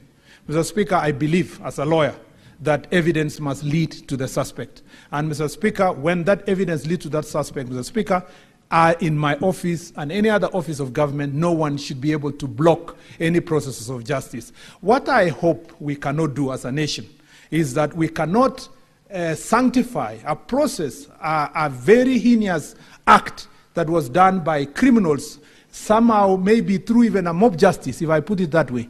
We cannot sanitize it, Mr. Speaker, by also carrying out mob justice against the other people. We must always, if we are calling for equity, Mr. Speaker, we must come with clean hands. If we are calling for justice, we must be ready to follow the legal processes, Mr. Speaker, so that we can lead us to the response. Mr. Speaker, Honorable Chute asked the question of, generally just captured the issue of OCS Marwa. OCS Marwa is a person known to me personally. I was with him in Marsabit just not long ago. And Mr. Speaker, most of these police officers are suffering. Mr. Speaker, a lot of them are sacrificing for their country. I went to see some of the police officers who have suffered because of the operations in Boni Forest, protecting our country in the border, those who are doing a lot of operations in the Kerio Valley region, and issues of banditry and the eastern and upper eastern areas. Mr. Speaker, there are many, many police officers who are sacrificing their time and energy to protect this country. Mr. Speaker, this cannot be a representation of the police officers. There are very few elements in the police office who are errant, who are violating the law, Mr. Speaker, but that does not mean we do generalization that the entire 120,000 police officers are all culpable. Mr. Speaker, even in this reform process and the work we have been doing, we've been trying to edify and praise those who are doing a good job, even, Mr. Speaker, as we hand over to a justice system process to those like the ones who have committed this heinous act to be held into account. Senator Tango has asked me, who is killing Kenyans? Mr. Speaker, that is a very good question, but better answered, Mr. Speaker, from an investigation process. Again, when I come back with a statement that was capturing the protests, the deaths that happened in the protests last year, when all of us, including Senator Tangwa and the group were on one side. Mr. Speaker, I will be coming with that statement back to the floor of this House. And Mr. Speaker, when I do so, we will interrogate all the people who suffered as a result of that protest, Mr. Speaker. And again, we'll be able to know how far the investigation have gone. So let me not use this opportunity to enlist it, because already that statement is to our office, Mr. Speaker. The day I will be called again, and we were supposed to interrogate today, but the day I will be called again, we can be able to look at these issues. But Mr. Speaker, every case is investigated independently, and Mr. Speaker, every person who is held culpable is brought before justice. Mr. Speaker, Senator Kisang has said a true thing that, Mr. Speaker, perhaps Mr. Speaker, we should be also expending our energy to make sure that, Mr. Speaker, we deal with banditry. We are doing everything possible. Mr. Speaker, let me say this. The problem of banditry, particularly where Senator Kisang comes from, which is also my home county, Mr. Speaker, and the entire Kerio Valley, has been a problem since 1975. Mr. Speaker, it had been so intensified in the last 2 years that it was a big problem 2 years ago. Mr. Speaker, the statistics I have, and I really challenge anyone to call me to come with the numbers here, is that between January 2024 and June 2024, Mr. Speaker, in comparison to January 2025 and June 2025, we've reduced the incidences of cattle rustling by more than half, Mr. Speaker. That is a tremendous progress. And it is because of police officers who are sacrificing their time and energy to deal with issues of banditry in the Kerio Valley. You heard Senator Ezena speaking here that some time ago, Samburu was terrible. And Mr. Speaker, we are working hard to make sure that we deal with this issue, even as we fight the bigger issue of proliferation of small arms, the access of ammunition from the neighboring countries, porous borders, and all the challenges that we go through. Our police officers are doing everything. And being a person who sat in this chamber again, and I've been challenged, and raised serious issues about banditry, Mr. Speaker, I have the responsibility to do everything to make sure that that region, Mr. Speaker, we get rid of bandits, and we are doing so. And therefore, Senator Kisang has referred to the case of Father Alois. Mr. Speaker, there is an ongoing, first let me say this, in Kerio Valley region, the entire belt of the Kerio Valley is now pacified, except a corner in Marakwet where Kisang is talking about between Marakwet, West Pokot, and Baringo in Tiati constituency, and a corner also in Loruk in Baringo County, and then some incidences in Samburu, and a corner also between Samburu and Meru and Isiolo. Mr. Speaker, even the incident that happened in Marsabit was isolated recently. Mr. Speaker, the fact that today the rest of the region is pacified shows the effort that has been put by this administration and our police officers to take care of that region. And that's why when you see some of the leaders who are looking for sound bites and petty comments, Mr. Speaker, they have absolutely nothing. They are lofty statements, Mr. Speaker. Sometimes, big statements, lofty, but have no statistics, have no reference to anything. They have absolutely no reference to the performance of the officers. And Mr. Speaker, I'm very happy that some of these critiques that criticize the Cabinet Secretary. Honorable CS, we will have... I have the last answer, Mr. Speaker. I still have two more. Thank you, Honorable CS. Two more, Mr. Speaker. I was just saying on this particular issue, the good news is that those who are targeting the Cabinet Secretary, at least they have no problem with the IG and National Police Service. So for their political good, if they want to run with my name, they can do so.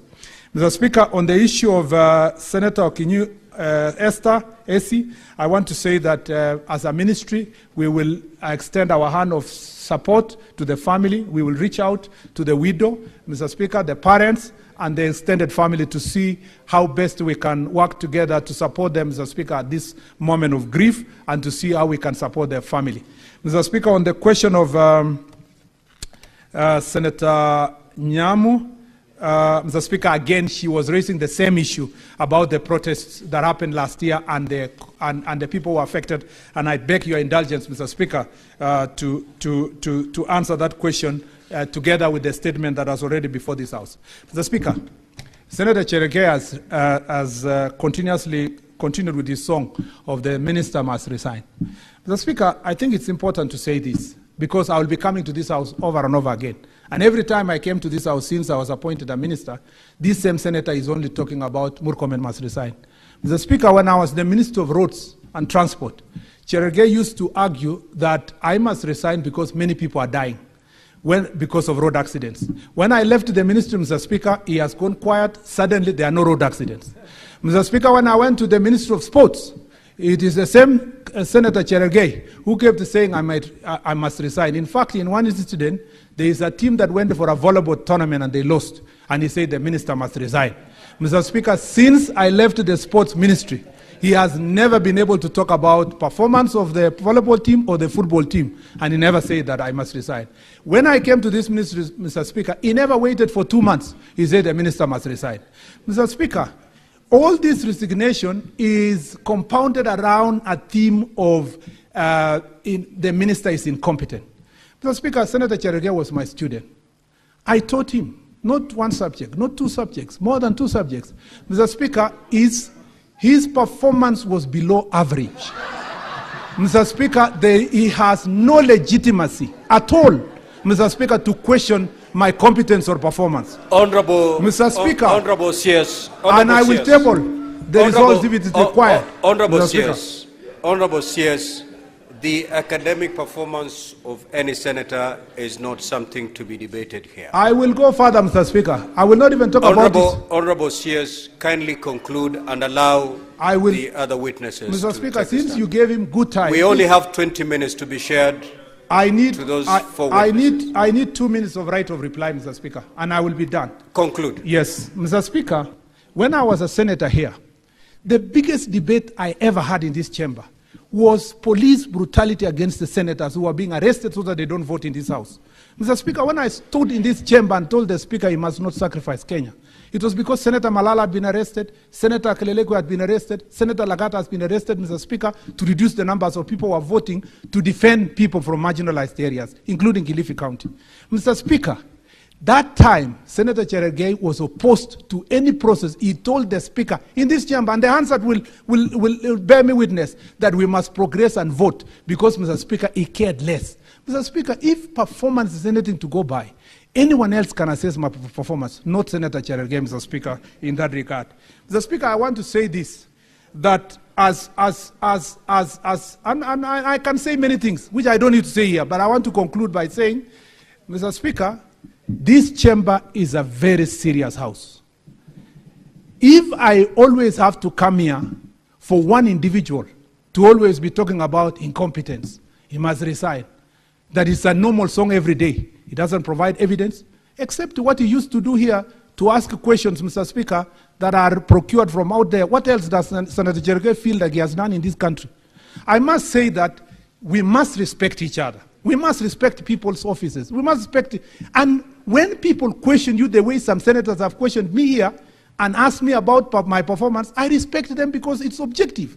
But not every time you say this and that, Mr. Speaker, he reduces this august house, which I served gladly, Mr. Speaker, to a place of vendetta. Mr. Speaker, I beg to submit and I thank you. The IG, please. You may take the stand and respond to the questions that have been directed to you.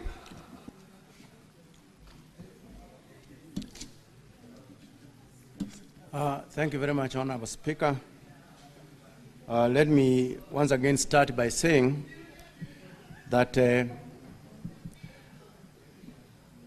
myself and the National Police Service deeply regret the unfortunate events that resulted in the death of Mr. Albert Ojwang while in the police custody. The service extends its sincere condolences to the family and loved ones of the deceased during this very difficult time. In line with our commitments to accountability and transparency, again, I would urge Ipoa to move with speed so that it can be able to tell us who are these who committed this heinous crime at the Central Police Station, so that at the end of the day, they can be able to face the raw square and answer to their crimes. Having said that, Honorable Speaker,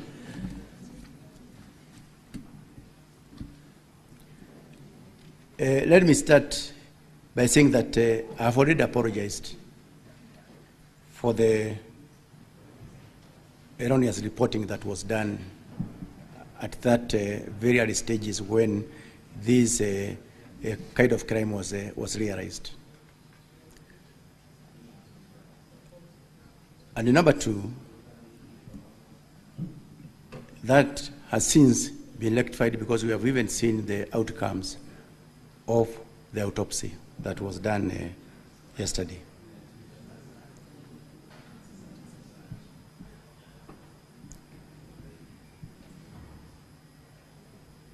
In terms of compensation, my CS has actually discussed on what the way forward in terms of getting in touch with the family and assisting where we can be able, and we support that cause completely. The status of the deceased when he was brought in to Central Police Station was normal.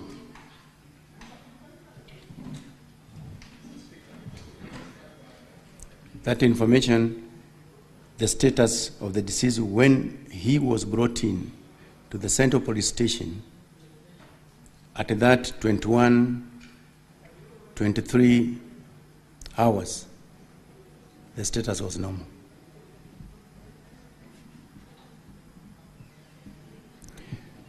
The number of hours that was spent while driving from Homa Bay, that was Maweni Police Station to Central Police Station, that was roughly 5 hours, 15 minutes because the team left Maweni Police Station at around 16:00 hours and arrived in Nairobi at around 21:17 hours, roughly 5 hours and some minutes from Homa Bay to Nairobi.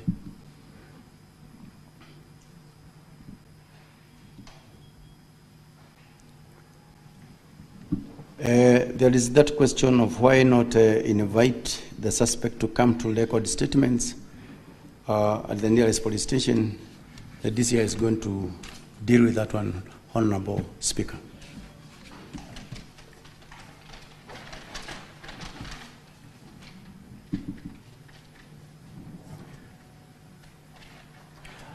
This question of why the OCS had to be consulted before the suspect was placed in the cells, again, the DCI is going to answer for it very, very, very clearly, Honorable Speaker.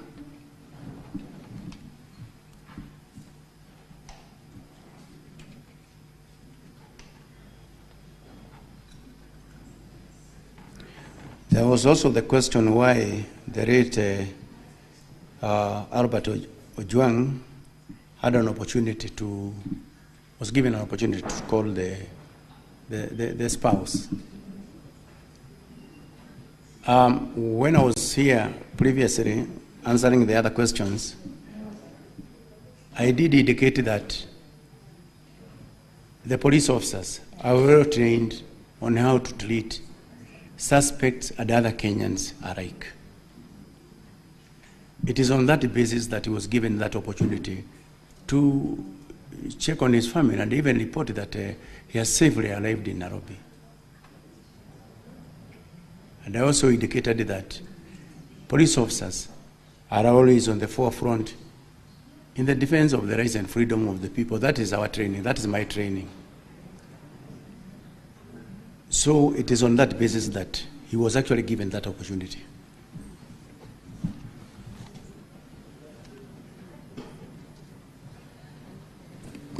Two minutes to go. Now, in terms of processing persons of interest, the question is whether the numbers, the persons of interest have actually been exhausted.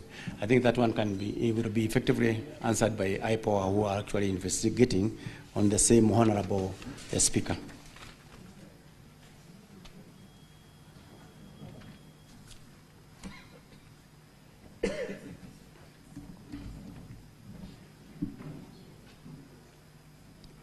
There was also the question as to whether DIG Rangat could be paraded before the House to hear his side of story. I think, again, Honorable Speaker, that's a decision that, again, this House can consider.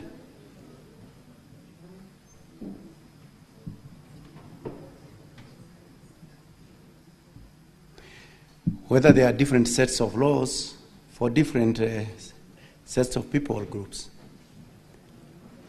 Our laws are for everybody, and nobody is above the law. And the DIG was explained by the DCI. He did launch his complaint in writing to the DCI. And the DCI, in his wisdom, had a team to look into that complaint. And that is basically, as he explained, how that investigation commenced.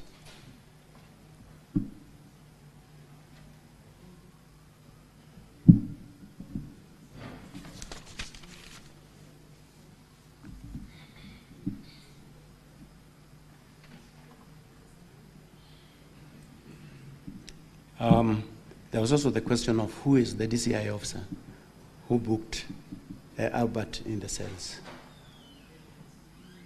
The names are also there with the Ipoa, and I believe the Ipoa is going to provide for that. So, IG, you are referring quite a number of things to DCI and Ipoa. Yes. Kindly allow DCI to take the stand. Thank you, DCI. And DCI, I'll give you 8 minutes. Thank you, Honorable Speaker. Honorable Speaker, one was, what is my message to the family? The message simply is that we will play any legal role to have justice for the family and confidence by the public towards the police. And we shall go out of our way to make sure that we accord all the support and cooperation to the investigations currently underway, currently being undertaken by Ipoa. Senator Odinga, whether there are different laws, I would like to confirm, Honorable Speaker, that we don't have different set of laws. The laws apply equally as enacted by our Parliament.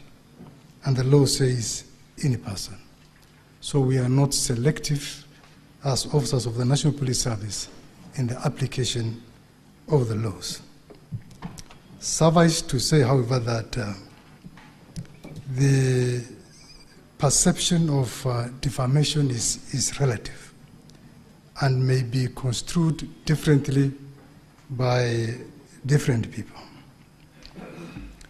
Why the officers gave a chance to the suspect, the IG has very well explained that.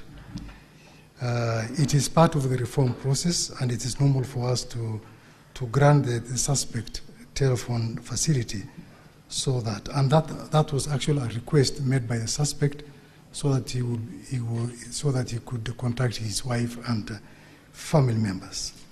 And it's also a clear testimony of our adherence to the Constitution, the fundamental freedoms, and the Bill of Rights. Senator Manzo alluded to the possibility of the deceased having been injured by the DCI officers who effected the arrest. Honorable Speaker, honorable members, I may not wish to dwell on this matter. In my earlier presentation, I was able to give a chronology and the graphic details of the movement of the suspect all the way from Homa Bay up to Central Police Station. And I'm sure these are issues the Independent Police Oversight Authority will investigate to its logical completion. Like I said, if any DCI officer is found to be involved in the killing, then, Honorable Speaker, let the law take its course. We are not covering up for anybody. In terms of the DCI officer who booked Albert Ojwang, the booking was not done by a DCI officer, Honorable Speaker. Like I had said in my previous submission, the booking was done digitally by a report office personnel. And I'm sure the particular officer, the identity of that particular officer will be established in the investigations. Why not summon? Honorable Speaker, when it comes to investigations, particularly on matters of computer and cyber crimes, it isn't a walk in the park. You are starting your investigations from the unknown to the unknown.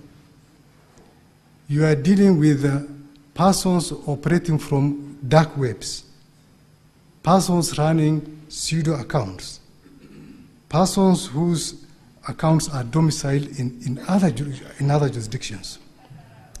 At the commencement of our investigations, Honorable Speaker, we did not know the true identity of Albert Ojwang. We were only dealing with an ex-handle, a person whose identity was not known to us, and it was therefore not possible for us to summon him. It took a lot of efforts, a lot of expertise for us to unveil the identity of the owner of that ex-handle. And that's why it was not possible for us to summon the late Albert Ojwang up to the point where the officers went and arrested him. Sometimes again, and this applies to, it's a general investigative technique, Honorable Speaker, some summons might be prejudicial or even interfere with our investigative processes. Like you are investigating a cybercrime and you want to recover a computer from a suspect. You cannot just summon that suspect to come and report to the police station. What is the risk? You have the risk of that suspect deleting the information that you require to use as evidence in court. So that's why sometimes we may not opt to summon suspects, but to go for them. Somebody has material exhibits, documents that you believe are crucial to your investigations. You cannot just summon him. Summon him will give him ample time to destroy and interfere with those exhibits, Honorable Speaker. In terms of who issued the orders to have Albert Ojwang ferried from Homa Bay to Nairobi, Honorable Speaker, we don't micromanage our investigation processes. We give the officers the leeway to make decisions. We have professional officers who are well guided by the service standing orders, officers who are well guided by our guide to the criminal investigations. For example, Honorable Speaker, if a car is stolen in Lodwar and the suspect is arrested in Homa Bay, the court that has competent jurisdiction is that court which is domiciled in Lodwar. So it will be futile for an investigating officer to come and ask his commander whether he will take the suspect to Lodwar or he will be prosecuted in Homa Bay for that matter. So those are very simple operational and tactical matters that we leave the officers for the officers to make their determinations as guided by the service standing orders. Harming House from Homa Bay, the Inspector General has explained that.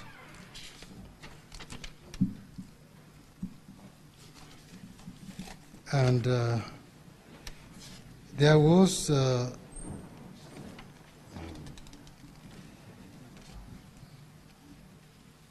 this year you have 1 minute to conclude. 1 minute to conclude, Honorable Speaker.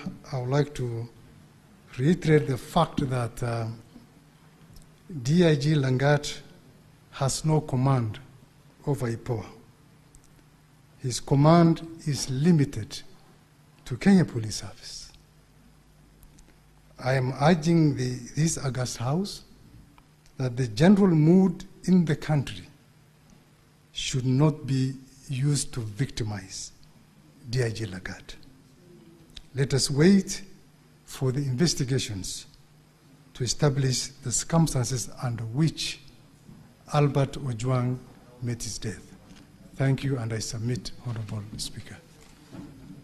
Ipoa. Ipoa, you may take the stand.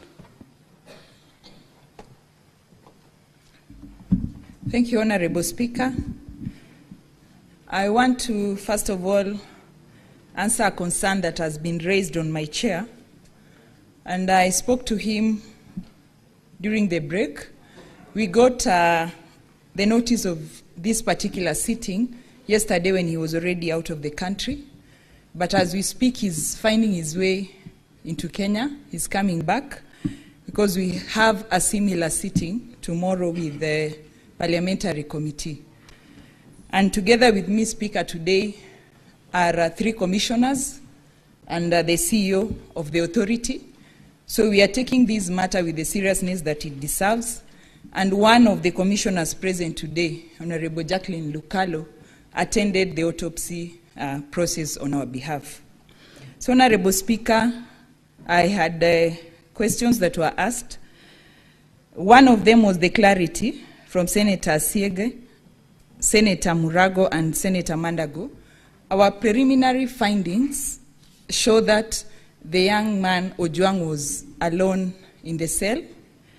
And the neighboring cell, where we have had 2 witnesses, one has recorded a statement, they have said they had loud screams from that particular cell. But unfortunately, Honorable Speaker, the cells are not numbered. So we are also giving a recommendation for the cells to be numbered so that a cell is allocated vis-a-vis a person in the OB. The next concern was by Senator Wambua on the safety. I hope I got the name right. On the safety of our investigators and our officers. Honorable Speaker, our investigators especially are not safe, going by the fact that they're investigating armed police officers. But in the same light, in the security service laws, which are headed by the CS Interior, we are seeking for licensing to carry firearms. We were recently in South Africa, and our counterpart, IPID, the body that a lot was borrowed to the formation of Ipoa, they have licenses to carry firearms, and in the same light also the right to arrest, the powers to arrest, and also the powers to prosecute. So that is something we are pursuing through the legal reforms in the security services laws. There was also a question on Senator Hezena on tampering of the CCTV. And as I'd said, we have engaged experts on the retrieval of the same. And we have the DVR, that is like the motherboard of the CCTV with us. So that is what we will use to reconstruct the evidence if we are able to get, after the information that we'll get from the expert. As I had indicated, Chair, the investigations are ongoing, so I believe we'll have more information as we go by. There was also a question by, I believe, oh yes, the forensic laboratory. And we have a small forensic laboratory at the authority that we use, especially on the small cases. But in most cases, we have been referring to the DCI laboratory. And that is why in the same security service laws, we are seeking for an independent forensic laboratory, especially on the issues of ballistics. But on the government chemist, like what we have sent currently on blood and tissue samples, that one we work with them, and we also have partners that we have signed MOU with who have the capacity of the same laboratories. I believe, Chair, I have answered the questions, but there was one on the DIG, and as I had indicated, we are taking statements from the officers who are at the station. In total, there are 17. And I believe if the investigation and the evidence that we are getting would lead to any other officer, including senior officers, to be investigated, we'll have no problem in calling them in or summoning them into Ipoa to give us the evidence that is required. With that, with what we are receiving today, as Professor Kamar has asked, what is leading? I've said we interviewed. Specifically, we asked for information from the OCS because the CCTV is domiciled in his office. So after today, I believe we'll be able to have a report that we'll give to the committee as our progress report. And I believe, as Honorable Sigei said, we'll be able to work in less than the 10 days to submit the file to the ODPP. But we seek for cooperation from the Senate, Honorable Speaker. We have a small budget. We are really understaffed. We have 77 investigators across the country. So we are hoping that we will get that support to be able to fulfill our mandate. Thank you very much, Mr. Speaker. Thank you. We have 3 minutes for further clarifications. I will go back to the move of this business, Senator Eddy, and then Senator Metha. We have 3 minutes to do this. Senator Eddy, you may proceed. Senator Eddy, if you don't have any clarification, you may yield to your colleagues. Because of time, Mr. Speaker, I have 3 very quick clarifications in under 2 minutes. Does the minister, or rather the CS, and the IG appreciate what senators have talked about on the issue of DIG, given that this is somebody who has died in the cells, and the possibility of cannibalization of the process by one senior member of the authority ends the call for him to resign? That's question number 1. Question number 2, on the on the IG, who are your key suspects? That's a simple question. Even if they're not guilty, we have seen instances, for instance, I've cited the case for Honorable Ongondo Were. I know he did not die in a police cell, but Mr. Speaker, any form of suspects are arrested and asked to make statements. We are living here not knowing who the IG considers his main suspects. And lastly, DCI, given that this was a matter of cyber crime, and you are talking about the competence of the court, and this in this matter, the case should have been handled in Norway in our feeling, are you arguing that the cloud is only Nairobi? And the cloud, where is the cloud in your view? Let me ask that question from an ICT perspective. Where do you think the cloud is? Is the cloud in Nairobi? Or where is the cloud? I thank you, Mr. Speaker. Senator Matthew. Thank you very much, Mr. Speaker. I want to disagree with the DCI when he says that all animals are equal. What the Inspector General of Police told us is that the investigators led by Hussein went to record the statements of the Deputy Inspector General from his office in Vigilance House. Number 2, I also want to disagree with him when he says that they have so many teams, so they were able to get to Homa Bay very early. Those teams only left Nairobi once they confirmed that the complaint against Ojwang was a valid one. And therefore, I actually feel, and it's my very, very considered opinion, that this matter and the investigations to this matter cannot be free and fair if the DIG, Eliud Lagat, continues sitting in that office as the Deputy Inspector General. Finally, to the Ipoa, I wish you well as you look at this matter and you give us answers in 10 days. May I inform you, Mr. Speaker, that yesterday in my county, Nyandarua County, a pregnant woman was arrested in a place called Rwanyambo. She was put and detained in a police station called Rwanyambo. She was pregnant, and I think 6 or 7 months pregnant. Having been detained there, she was crying to the police officers to help her get medical support. This morning, the people of Rwanyambo have woken up to the horrific scene of the pregnant woman in that cell with her dead baby that she delivered in the cell, or rather that was aborted in the cell, Honorable Speaker. If, Mr. Speaker, if this inhumanity in our police force, Mr. Speaker, is not stopped, I don't think we have a country. If they can watch and listen to the cries of a woman who is pregnant and they can see, Mr. Speaker, she had only been accused of stealing 9,000 shillings. 9,000 shillings is something that could have been even gotten by her family. If they allowed, or even summoned Milka to come the next day, I'm sure she would have come. The same case for Ojwang. There is no record that Ojwang was summoned, and he refused to appear in a police station. Inspector General of Police, I don't know whether you have a heart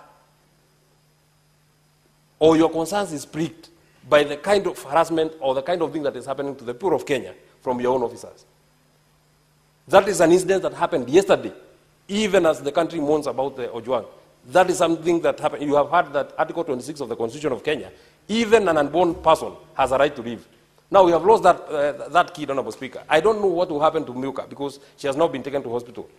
the whole day, Mr. Speaker. Even when people went out to the Ronyambo police station to complain, they have been beaten up by police. They have been tear gassed the whole day, Honorable Speaker. I don't understand, Honorable Speaker, what kind of a police force that we have right now, Mr. Speaker. So I want to also throw that challenge.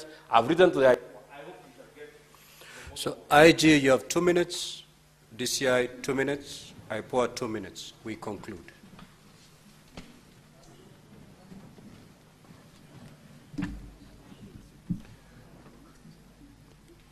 Thank you very much, Honorable Speaker.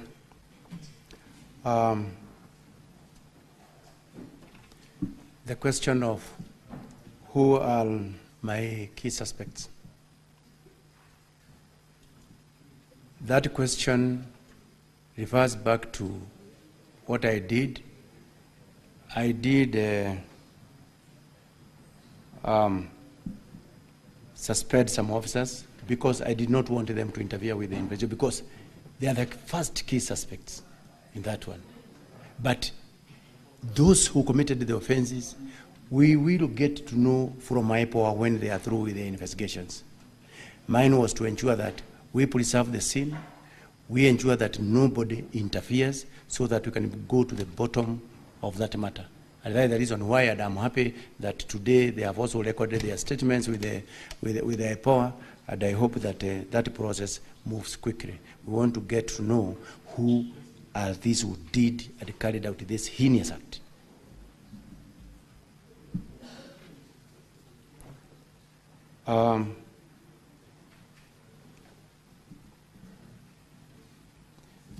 I've heard of the issue of certain police station where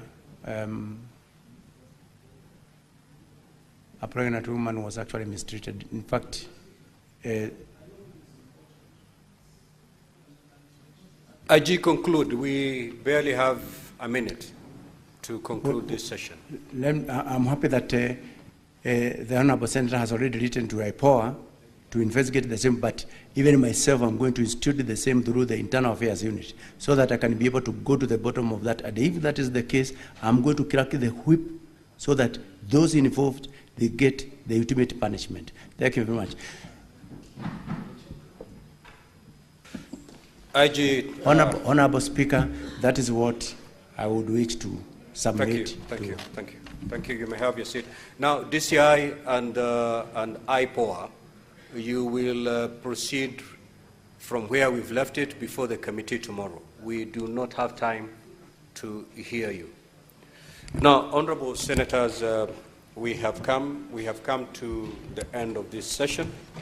I'd wish to thank the CS and his team for the responses given. Now, the closure of this session is not the end of pursuing this matter by the Senate. If you're aware, the Senate Standing Committee on National Security is already seized of this matter, and it is scheduled for a sitting tomorrow. I therefore direct the Secretariat to make available the record of this meeting to our Standing Committee on National Security, Defense, and Foreign Relations, so that they can use this to further their probe and make the appropriate recommendation for tabling in the Senate. I also direct that the committee proceed in this matter with a lot of urgency and to table their report. Now, we are going on recess tomorrow. However, we are going to call for a special sitting before the end of the recess to discuss other businesses. This will be among the businesses to receive the report from the Committee of National Security. To Ipoa, you've indicated to us that you need 10 days. This is a matter that is more complicated than that of the Honorable Ongono Were. It's a matter that happened in the hands of police officers, in the precincts of police station. It should be the easiest thing to conclude in the shortest time possible. If I were you, I will conclude it way before the expiry of the 10 days. The country is watching. Thank you so much, honorable senators. We now resume the normal